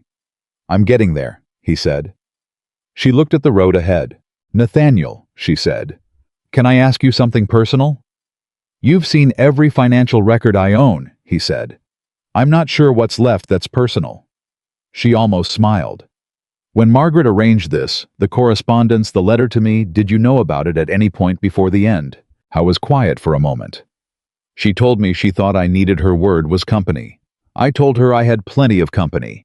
She said that wasn't the same thing, and she was going to write some letters. He paused. I told her to do whatever she wanted. I was not taking it seriously. And when she told you the letter had been sent, I told her to contact the woman and cancel it. And she said she would. And she did, he said. Eventually. 3 weeks later. After I suspect deciding that what I needed was to be faced with the situation directly and seeing if I survived it. Your sister sounds formidable, Emma said. She's been managing me since she was 9 years old, Nathaniel said. She's very good at it. I am frequently the last one to notice. This time Emma did smile. She turned her face slightly so he wouldn't see it. But he did. First time I've seen you smile, he said. She looked back at him. I smile. Not where I could see it. She considered that. I've been on good behavior, she said. You've been professional, he said. I've been careful, she corrected. He looked at her. Careful about what? She held his gaze for a moment. Then she said, about not making this something it wasn't ready to be. The honesty of that seemed to settle between them differently from anything that had been said before. Not awkwardly. Not with the charged tension of something that had been building and finally cracked open. More like a door that had been ajar all along and had finally been acknowledged to be ajar. He looked at the road. That's fair, he said. I thought so, she said. They rode in silence for a while. But it was a different silence now. Something had been said that didn't need to be said again. It would simply sit between them and do whatever it was going to do in its own time. Helena was larger than the settlement, though Emma had not spent much time calibrating her expectations of Montana towns. The state land office was exactly where they'd been told to expect it. A solid brick building on a main street, staffed by a thin, precise man named Mr. Alderton, who had the organized efficiency of someone who genuinely loved records and was mildly offended by anyone who needed them for something complicated. Emma explained what they needed. Nathaniel stood beside her, and she had noticed over the past 2 days of travel that he had shifted incrementally from standing slightly behind her when she spoke in official settings to standing directly beside her shoulder to shoulder, which she thought probably represented more psychological progress than it looked like from the outside. Alderton listened. He made a small sound that suggested complexity. He went to his files, and he came back with something she had not expected. Daniel Price, Alderton said, setting a folder on his counter. Filed his original notes for the Hennessy Boundary Survey 14 months ago as required. He opened the folder. He also filed a correction document 6 months ago. Emma went very still. A correction document, she said. Yes. A surveyor can file a correction if he believes his original notes contained an error. What kind of error? Nathaniel said. Alderton looked at the correction document. He states that his original reference points for the eastern boundary of the Hennessy property were measured incorrectly due to instrument calibration failure. He provides revised coordinates. Alderton looked up. The revised coordinates shift the reference point approximately. He consulted the document. 412 feet east. 412 feet east. Emma and Nathaniel looked at each other. That shift, Emma said, keeping her voice completely controlled. Would it be consistent with moving the effective boundary between Carter Ranch and the land north of Carter's eastern line? Alderton looked at the document again. He looked at the original filing. He made a calculation with a practiced eye. It would, he said carefully. It would move the effective reference point in a direction that would, yes. It would be consistent with that. And when was this correction filed? Emma said. 6 months ago. Before the county petition. 2 months before, Alderton confirmed. Emma laid her hands flat on the counter. The architecture of it was now completely visible. Price had done his original survey legitimately. Then, 6 months before Greer filed his county petition, Price had filed a false correction, not a fraudulent survey, but a correction to a legitimate one. Harder to challenge. Harder to identify as fraudulent. Dressed in the procedural clothing of honest record-keeping. Someone very careful had designed this. Mr. Alderton, Emma said. I need certified copies of both documents, the original notes and the correction filing. The original notes certainly, Alderton said. The correction, that's a legal document. To challenge it, you would need... We're not challenging it today, Emma said. We're documenting it. She looked at him directly. A surveyor who files a correction that conveniently repositions a reference point 2 months before a county land petition, that correction document is itself evidence of the fraud, but only if we can prove the original was accurate. Alderton looked at her for a moment. Then he looked at Nathaniel. Is she... He seemed to decide the question was unnecessary. He went to get his copying materials. Nathaniel leaned close to Emma and said very quietly, How did you know to ask for the correction document? I didn't, she said, equally quiet. I asked for his field notes. He told me about the correction. And if there hadn't been one, then we'd have had what we came for, she said. But there was one, because someone built this very carefully, and every part of a careful plan leaves a record. He looked at her. You think about this the way I think about a fence line, he said. She glanced at him. What do you mean? A fence line has logic, he said. You walk it. You look for where it should go based on the land, the water, the natural boundaries. If someone has moved it dishonestly, the land itself shows you where it was before. The ground remembers. He paused. You do that with numbers. She looked at him for a moment. That's the most precise description of how I think that anyone has ever given me, she said. He almost smiled. I have my moments. Done. They collected the certified copies and were back on the road by midday. They made good time through the afternoon, and by early evening they were on the return route with a package of documents that, together with Tom's statement and Jacob's copies and the original Carter land filing in the oilcloth, constituted as complete a case as Emma thought they were going to build. It should have felt like relief. It almost did, except that the sky to the northwest had been darkening since 2 o'clock in a way that Nathaniel was watching with an expression she hadn't seen on him before. Not worry exactly, because worry implied something unexpected. This was the look of a man encountering something he recognized and respected and was already calculating around. How bad, she said. He looked at the horizon. Bad enough, he said. We won't make it back tonight. Is there shelter on the route? Old line cabin, he said. Another hour east. It's been empty since last spring, but it's solid. Then we go there, she said. He looked at her. The documents need to stay dry, she said. That's the priority. He nodded and pushed the horses faster.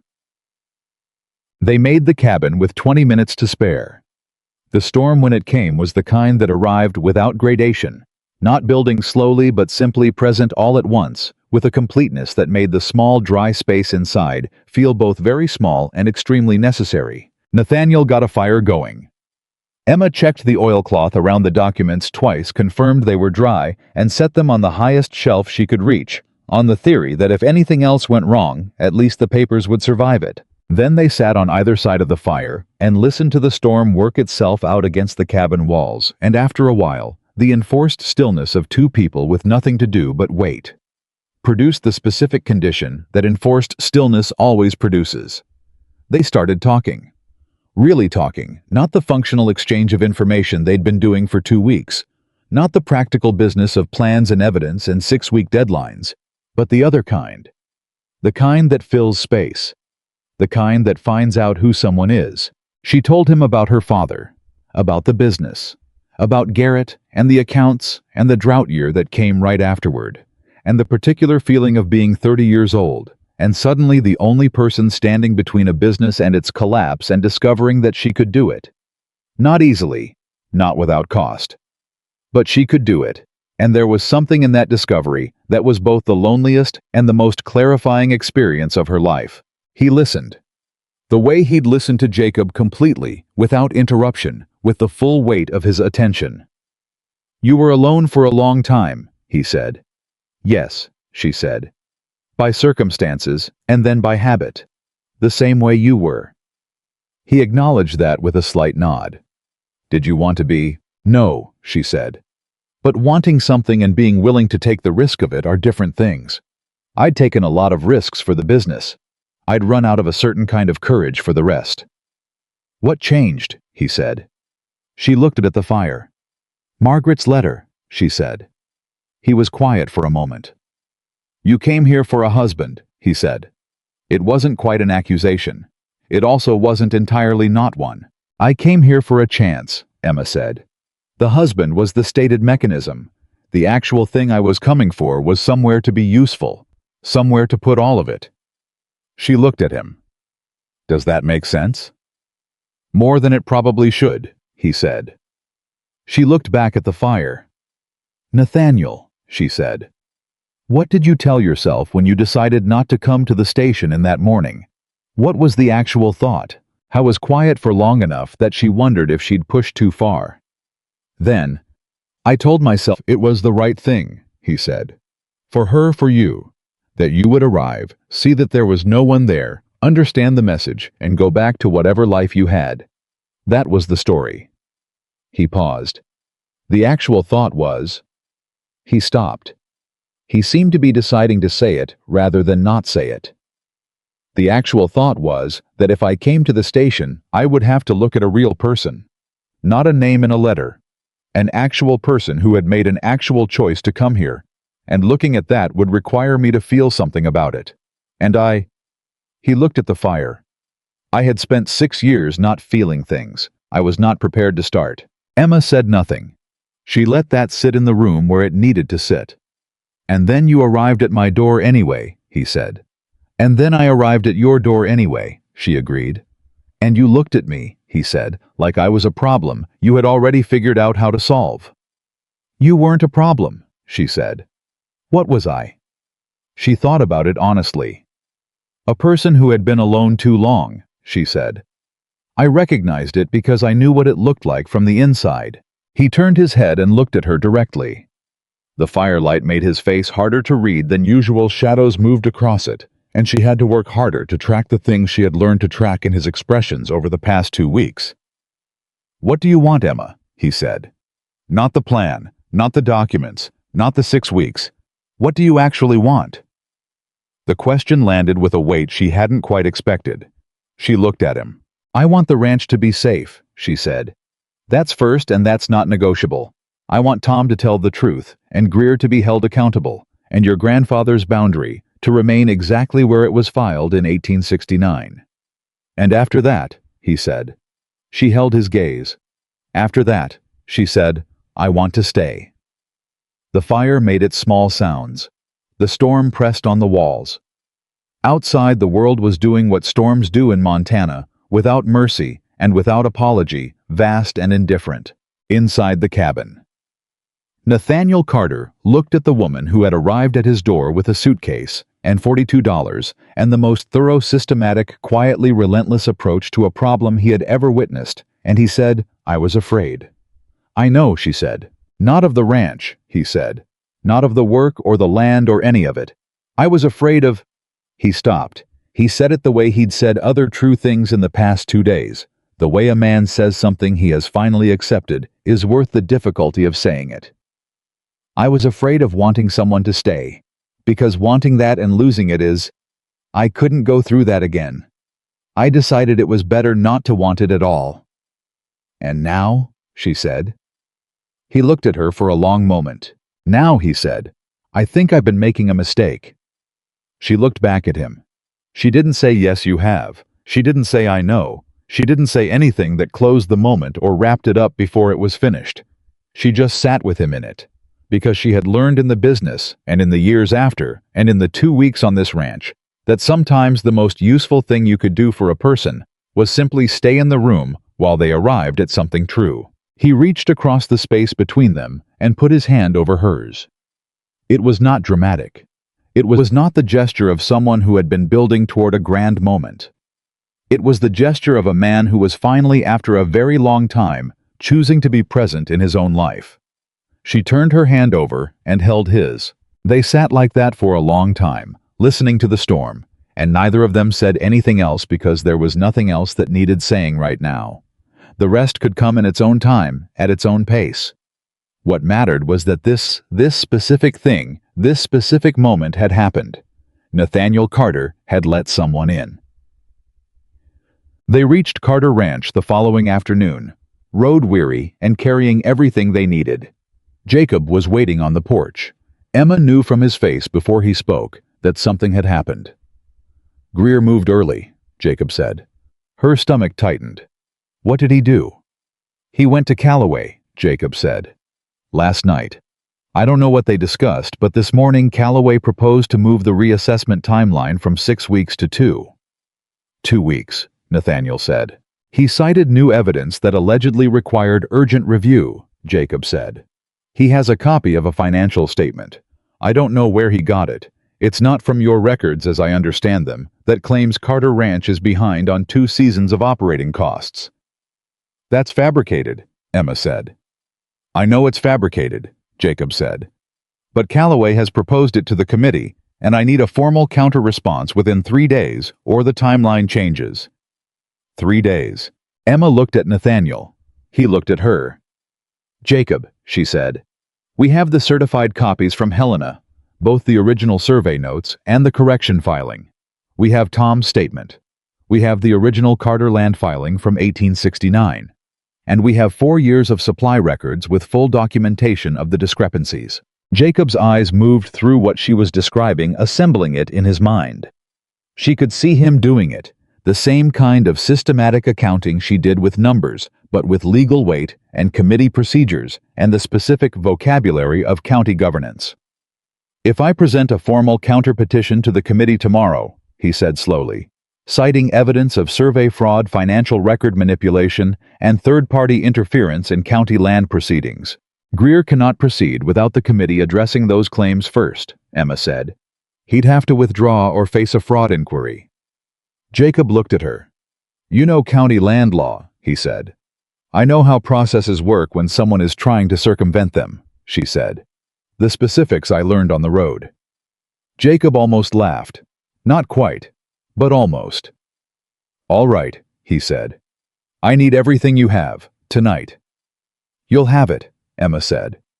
She was already walking toward the house. Nathaniel followed her. At the porch steps he caught up and said quietly, "Emma." She turned. "I needed to say something," he said. "We have 3 days," she said. "This will take 30 seconds," he said. She waited. "When this is over," he said, "when the petition is dealt with and the documents are filed and Jacob has done whatever Jacob is going to do, I want to have a conversation with you. Not about the ranch. Not about records." He met her eyes. "About the fact that I'd like you to stop counting down 6 weeks." She looked at him for a moment. "Because," she said, "because 6 weeks is not enough time," he said. "And because the arrangement we made that first morning was made by a man who hadn't yet understood what he was agreeing to." She held his gaze. "We'll have that conversation," she said. "After," he said. After she agreed, and she went inside to build the case that would save Carter Ranch working through the night at the same kitchen table where she had first sat down with $42 and a travel bag and nothing else, and turned the numbers until they told the truth. The 3 days moved with the particular compressed velocity of time under pressure. Jacob filed the counter-petition on the second morning. It was 41 pages long, meticulously organized, and it arrived on the county committee's desk with the certified copies of the Helena documents attached, and Tom's witnessed statement at the front as Exhibit 1. Jacob had also through channels. Emma didn't ask about, because she understood that Jacob Marsh was a man who had spent 60 years accumulating the kind of relationships that were useful in exactly these moments, secured a letter from a state land office official in Helena, confirming that Daniel Price's correction filing was under review for procedural irregularities. Callaway's 2-week proposal collapsed within 24 hours. Greer's lawyer sent a letter requesting postponement of the reassessment pending review.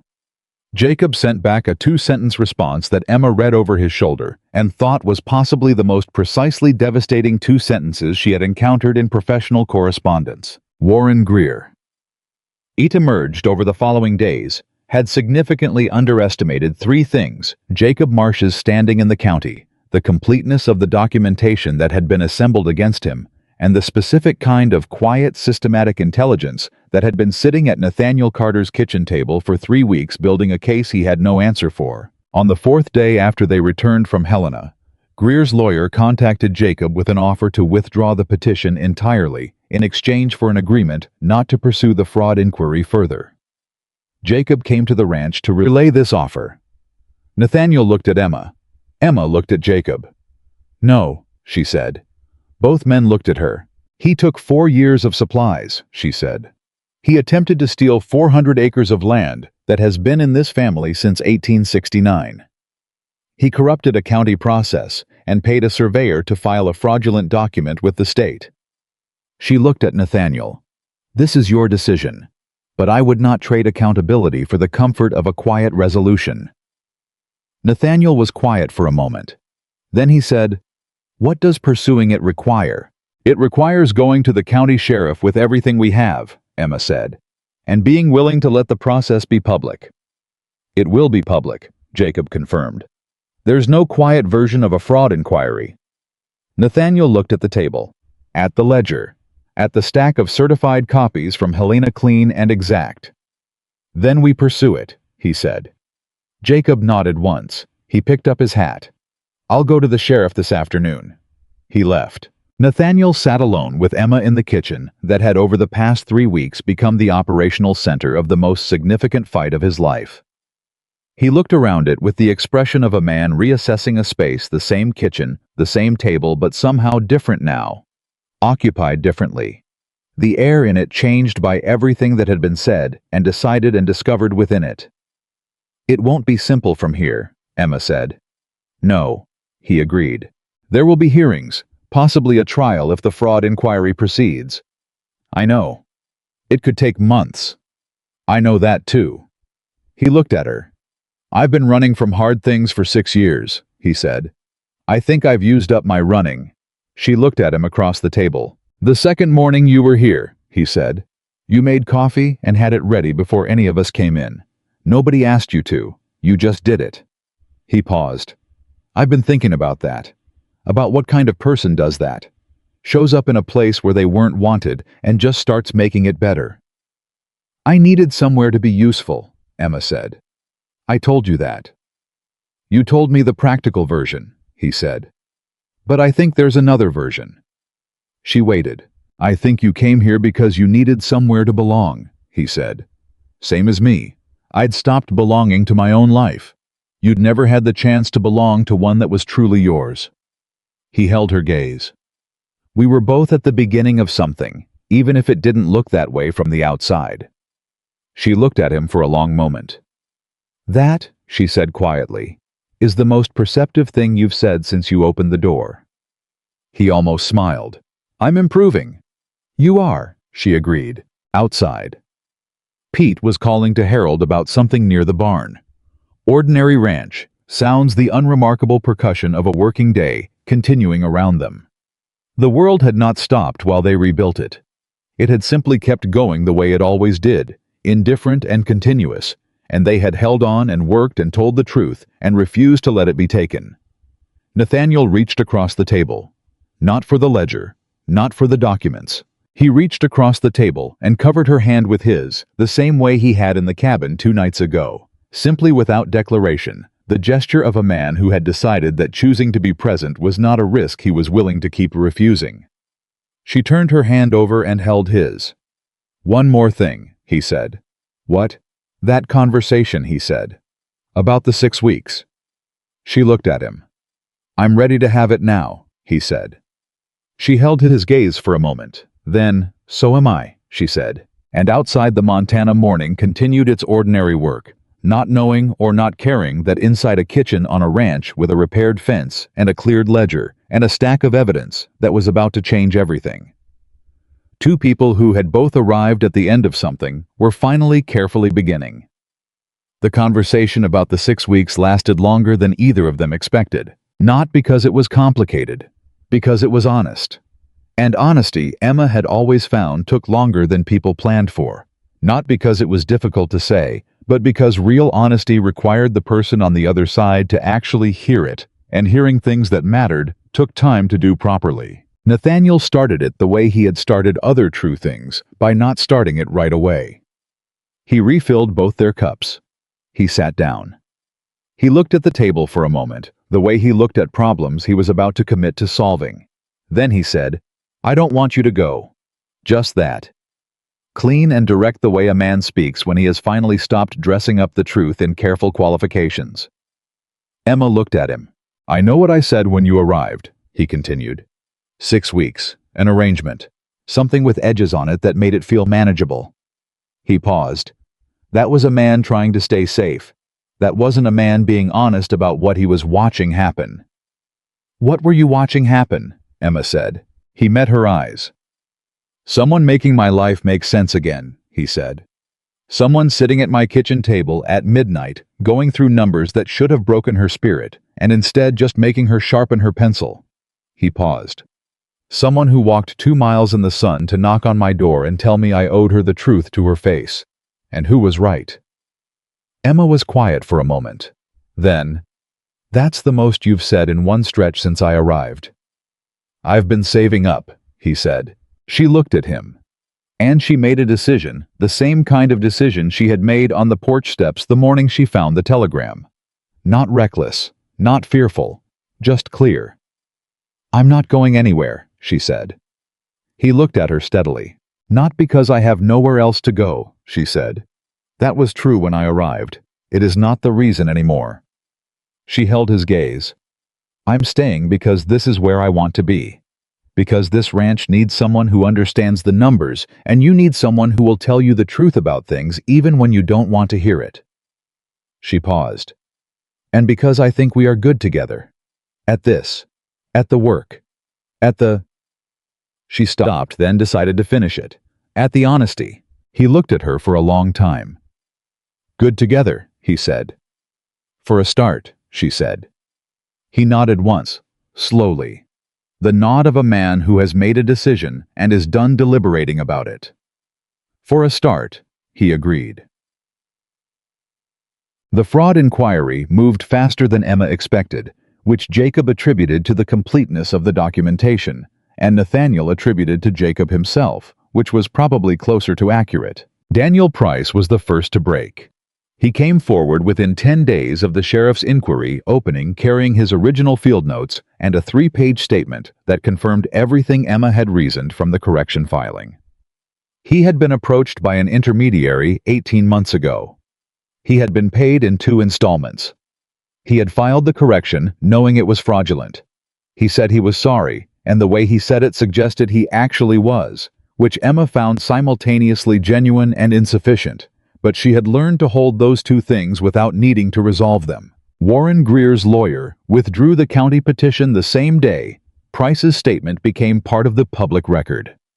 Calloway resigned from the county committee the following week, citing personal reasons which Jacob relayed to Nathaniel and Emma with the particular tone of a man who had much more to say about it and was choosing not to. "Is that enough?" Nathaniel asked. "For now," Jacob said. "The land is secure. The fraud is documented. The people responsible know that the documentation exists and that we will use it." "That's not the same as justice," Nathaniel said. "No," Jacob agreed. "But it is safety. And sometimes safety comes first, and justice catches up in its own time." He looked at both of them. "Greer is not finished in this county. He will be watched. That is not nothing." Nathaniel accepted that. Not easily. Emma could see him accepting it the way you accept a verdict that is almost right, but leaves something unresolved with the particular maturity of a person who understands that the world does not always complete its circles cleanly, and that waiting for perfect resolution can cost you the real one. What he said finally was, "Then it's done." "It's done," Jacob confirmed. He shook Nathaniel's hand. He turned to Emma and held out his hand to her too, and when she took it, he held it for a moment and said, "You are either the most useful person to come through this county in 20 years, or the most dangerous, and I have not yet decided which." "Can it be both?" Emma said. Jacob smiled, a full one, which she suspected was not common. "In this case," he said, "I think it has to be." Tom Briggs left the county. He came to Nathaniel on a Thursday morning, hat in hand, literally, which Emma noted with the private observation that guilt had a very specific physical vocabulary, and said he understood if Nathaniel wanted to press charges, and he would not fight it if that was the choice. Nathaniel was quiet for a long time. Then he said, "You cooperated when it mattered. I won't pretend that makes it right, but I won't pretend it counts for nothing either." He looked at Tom directly. "Get out of this county and don't come back. Make something better of yourself somewhere else. Don't waste what you were given here." Tom nodded. He looked at Emma. "I'm sorry," he said. "I know," she said, and she meant it. Not the forgiveness part that would take longer and she wouldn't pretend otherwise, but the believing him part. That she meant. He was gone by Friday. Pete watched him go from the barn doorway and then turned back to his work without comment. Harold said when asked that he'd seen it coming for 2 years and was simply glad the ranch was still standing.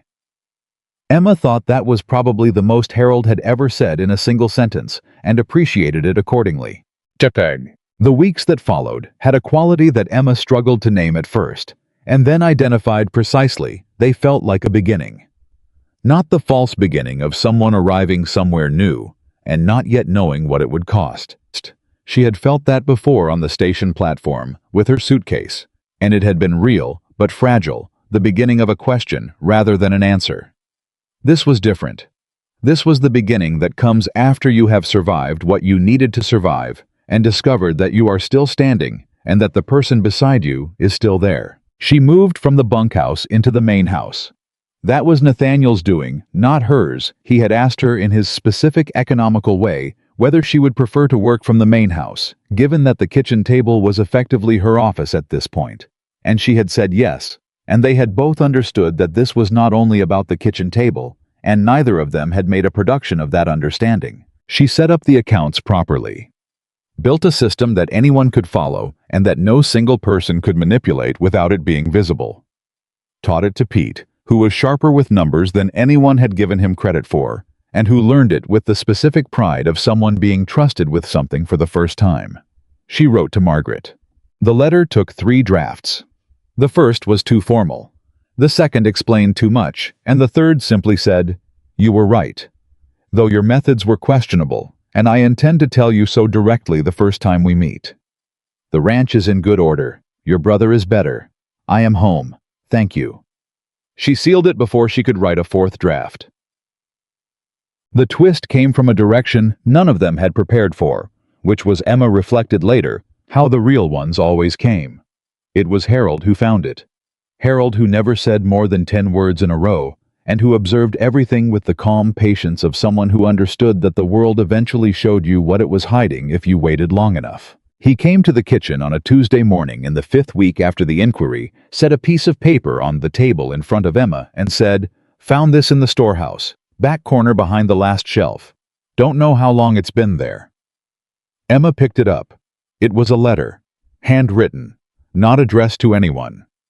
But the content, she read it once, and then read it again, and then said completely controlled, "Nathaniel." He came from the yard. He read it. He sat down. The letter was from Warren Greer. Not to Tom Briggs. Tom had been the middle layer, the visible piece. This letter was to someone else. Someone whose name appeared at the top in Greer's careful hand. Someone who had been on Carter Ranch not for 4 years, but for 8. The letter was dated 7 years ago, 1 year before Eleanor Carter died. Nathaniel read it a 3rd time. His face had gone completely still in the particular way it went still when something was hitting a place that was already damaged. Emma waited. "He knew her," Nathaniel said finally. His voice was very flat. Greer knew Eleanor. Emma had read the letter. She understood what it said. She chose her next words with the care she would have given to the most important accounting she had ever done. The letter suggests Greer believed your wife had agreed to encourage you to consider selling the eastern pasture, she said. It also suggests that when she refused when she told him she would not do that, he was displeased. She never told me, Nathaniel said. No, Emma said. She never said a word about... He stopped. Emma stayed very quiet. She let him have the silence he needed. She was protecting me, he said. It came out low and certain and broken and repaired all at once the voice of a man, understanding something that changed the shape of a grief he had been living inside for 6 years. She thought if she told me I'd confront him. She knew me well enough to know that, and she didn't want she was trying to keep it quiet, handle it herself. He looked at the letter. She never got the chance. The room was very still. Nathaniel, Emma said carefully. Eleanor's death, it was an illness. The doctor's record is clear. There is nothing in this letter that changes that. I know, he said. But what it means, he said, is that she was standing up to him alone without telling me, because she knew what I would do, and she was trying to keep me from exactly the kind of thing that has consumed the last 3 weeks. He looked at the table. She was better at protecting things than I gave her credit for. His voice was very quiet. She was better at a lot of things than I gave her credit for.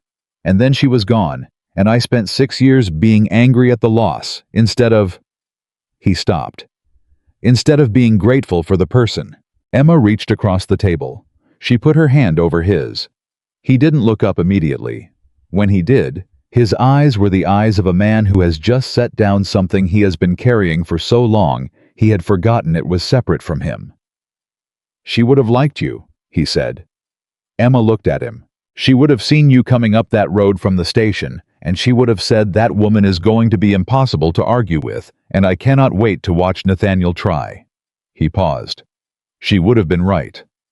I'm not impossible to argue with, Emma said. Emma, he said. I'm consistently correct, she said. That's different. He looked at her for a long moment. And then he did something she had not seen him do in all the weeks she had been there, not once, not even close. He laughed. Not a large laugh. Not the laugh of a man who had forgotten how. Just a small, real warm sound that came from somewhere that had been shut for a long time, and had finally, at this specific moment, at this specific kitchen table, with this specific woman's hand over his, come open. Emma smiled. She let him see it this time. What do we do with the letter? He said. We give it to Jacob, she said. It fills in the last gap of the timeline. It makes the case against Greer complete. She paused. And then we let Jacob and the sheriff do what they're going to do. We've done our part. And Greer is going to have a very uncomfortable conversation with the county sheriff, Emma said. And a longer, more uncomfortable conversation with the state. She looked at him directly. He built this for 3 years believing you weren't paying attention. He never planned for someone to start paying attention. Nathaniel looked at the letter one more time. Then he folded it carefully and put it beside the stack of certified documents. Harold, he said. Harold was still standing in the kitchen doorway, which was Harold's way of being present without committing to being in the room. Thank you, Nathaniel said. Harold lifted one shoulder, lowered it, said nothing, went back to work. The case against Warren Greer was formally submitted to the county sheriff and copied to the state land office on a Wednesday in what had become early autumn, the air carrying the first edge of the season turning. Jacob delivered it himself in person and reported back that the sheriff had read Tom's statement and Price's statement and the letter from the storehouse, and had said, with the succinct economy of a man who had seen enough dishonesty in his career to recognize it without decoration, I'll be paying Mr. Greer a visit this afternoon. I did. Warren Greer's lawyer was back in contact within 48 hours this time, not with an offer, but with a request for terms. The self-assurance was gone from the correspondence. Emma read it at the kitchen table and noted with the clinical satisfaction of someone who had spent weeks looking at the underside of a plan and could now see its collapse from the same angle that the language had changed. The careful, confident prose of a man who believed he controlled the situation had become the careful, defensive prose of a man trying to limit damage. The boundary of Carter Ranch was formally confirmed by the county in the original 1869 coordinates. Documented, filed, sealed. The eastern pasture remained exactly where Nathaniel's grandfather had put it. On the morning the confirmation arrived, Nathaniel read it twice, folded it, and put it in the strongbox beside his grandfather's original filing. He stood there for a moment with his hand on the strongbox lid, not opening it again, just resting his hand there. The way you rest your hand on something solid that you've been afraid of losing. Then he went to find Emma. She was at the fence line on the north pasture, the same one she had mended in her first week on the ranch. She was talking to Pete about the post spacing, making the precise, detailed argument she made about all things that had a right answer, which was every argument she made. Pete was nodding with the expression he had adopted in the past weeks of someone who had learned that agreeing immediately saved everyone considerable time. Nathaniel stood at the edge of the field and watched her for a moment. He thought about the station platform he hadn't gone to, about the telegram he had sent, about opening his door to find a woman who wasn't angry, who was simply done with being managed, and who had looked at him with the calm, clear eyes of someone who had already decided what she was going to do and was simply waiting for him to catch up. I thought about Eleanor and the letter from the storehouse, and what it meant to understand 6 years later that the people who love you spend more time protecting you than you ever know. He thought about how grief had made him small, not in the way of cowardice, but in the way of withdrawal, of folding inward, until the radius of his life had shrunk to just the ranch and the work, and the specific exhausted safety of not wanting anything beyond what he already had. He thought about $42 and a borrowed hat box and 2 miles in the morning sun. He walked out to the fence line. Emma turned when she heard him coming. She read his face immediately. She always did. He had stopped being surprised by it, and she said to Pete, "Give us a minute." And Pete gave them considerably more than a minute by walking in the opposite direction at a pace that suggested he intended to keep walking for a while. "It's confirmed," Nathaniel said. "I know," she said. "Jacob sent word an hour ago. You knew before I did." "Harold told me," she said. He looked at her. "Does Harold talk to you?" "Harold talks to me constantly," she said. "In his way." Nathaniel shook his head slightly. Then he said, "I want to ask you something." "All right," she said. "The conversation we had," he said. "About the 6 weeks, about staying." "Yes." "That was the right direction," he said. "But I want to be more specific than I was." She waited. He looked at her steadily, the way he had looked at the land boundary document, with the complete committed attention of a man who had decided to be fully present in this moment and not anywhere else. "I want to marry you," he said. "Not because of the arrangement my sister made, not because of the ranch or the records or the practical fact of what you've done here. Because you are the most honest person I have ever met, and I have not spent a single day in the past 3 weeks not being aware of where you are and what you're thinking, and whether you're going to tell me something that is going to make me see something differently." He paused. "I don't want to stop being aware of those things. I want them for the rest of my life." Emma looked at him for a long moment. The wind moved across the pasture. Somewhere near the barn, Harold was making the sounds of a man doing precisely his work and absolutely nothing else. "You sent me 7 words, she said. "I did," he said. "In a telegram." "Yes." "And then you didn't come to the station." "No," he said. "I didn't." "And then I had to walk 2 miles." "You did," he said. "I know." She looked at him. "Ask me again," she said. Properly this time. He stepped forward. He took both her hands in his, the hands that had gone through his ledgers, fixed his fence line, rebuilt his accounts from the ground up, held his in a cabin during a storm, covered his at a kitchen table at 1 in the morning. The hands that had arrived with $42 and changed everything. "Emma Whitaker," he said. "Will you stay?" She looked at him. This man who had been afraid, who had been absent, who had sent 7 words and then stood in a doorway, not knowing how to say what needed saying, and had learned slowly and painfully, and at the cost of everything, pride cost to say it anyway. "Yes," she said. "I'll stay." He held her hands for a moment. Then, I should also mention that Margaret is going to be completely insufferable about this. I know, Emma said. I'm already looking forward to it. He laughed again. The same real warm sound as before, and this time it came easier the way things come easier with practice, the way a door opens smoother once you've stopped letting it rust shut. Months later. Carter Ranch looked like what it had always had the potential to be. Not because everything had changed, but because the right things had. The accounts were honest, the fence lines were solid. The workers ate breakfast in a kitchen where the coffee was always ready, and the atmosphere was the particular kind of easy that comes from a place where people are treated like they matter. Pete had taken on the supply management with a precision that impressed even Harold, who expressed this by not complaining about it, which from Harold was considerable praise. Jacob came for dinner one evening and sat at the kitchen table that had been the center of everything, and he looked around at the room and said nothing for a moment, and then said, "Your grandfather would be pleased." Nathaniel looked at Emma across the table. "I think so," he said. Emma had written to her neighbor in Ohio, the one who had kept the telegram, and the letter she wrote was 3 pages long and held nothing back because Emma Whitaker had never seen the point in the decorative version of the truth when the real one was available. She wrote about the ranch and the numbers and the fraud and the storehouse letter and Jacob and Tom and Pete and Harold. She wrote about a man who had sent 7 words in a telegram and then learned to say everything that mattered. She wrote, "I came looking for somewhere to belong. I did not expect to find it here. I also did not expect that belonging would feel this much like work, and I mean that as the highest compliment I know how to give." She sealed that one on the first try.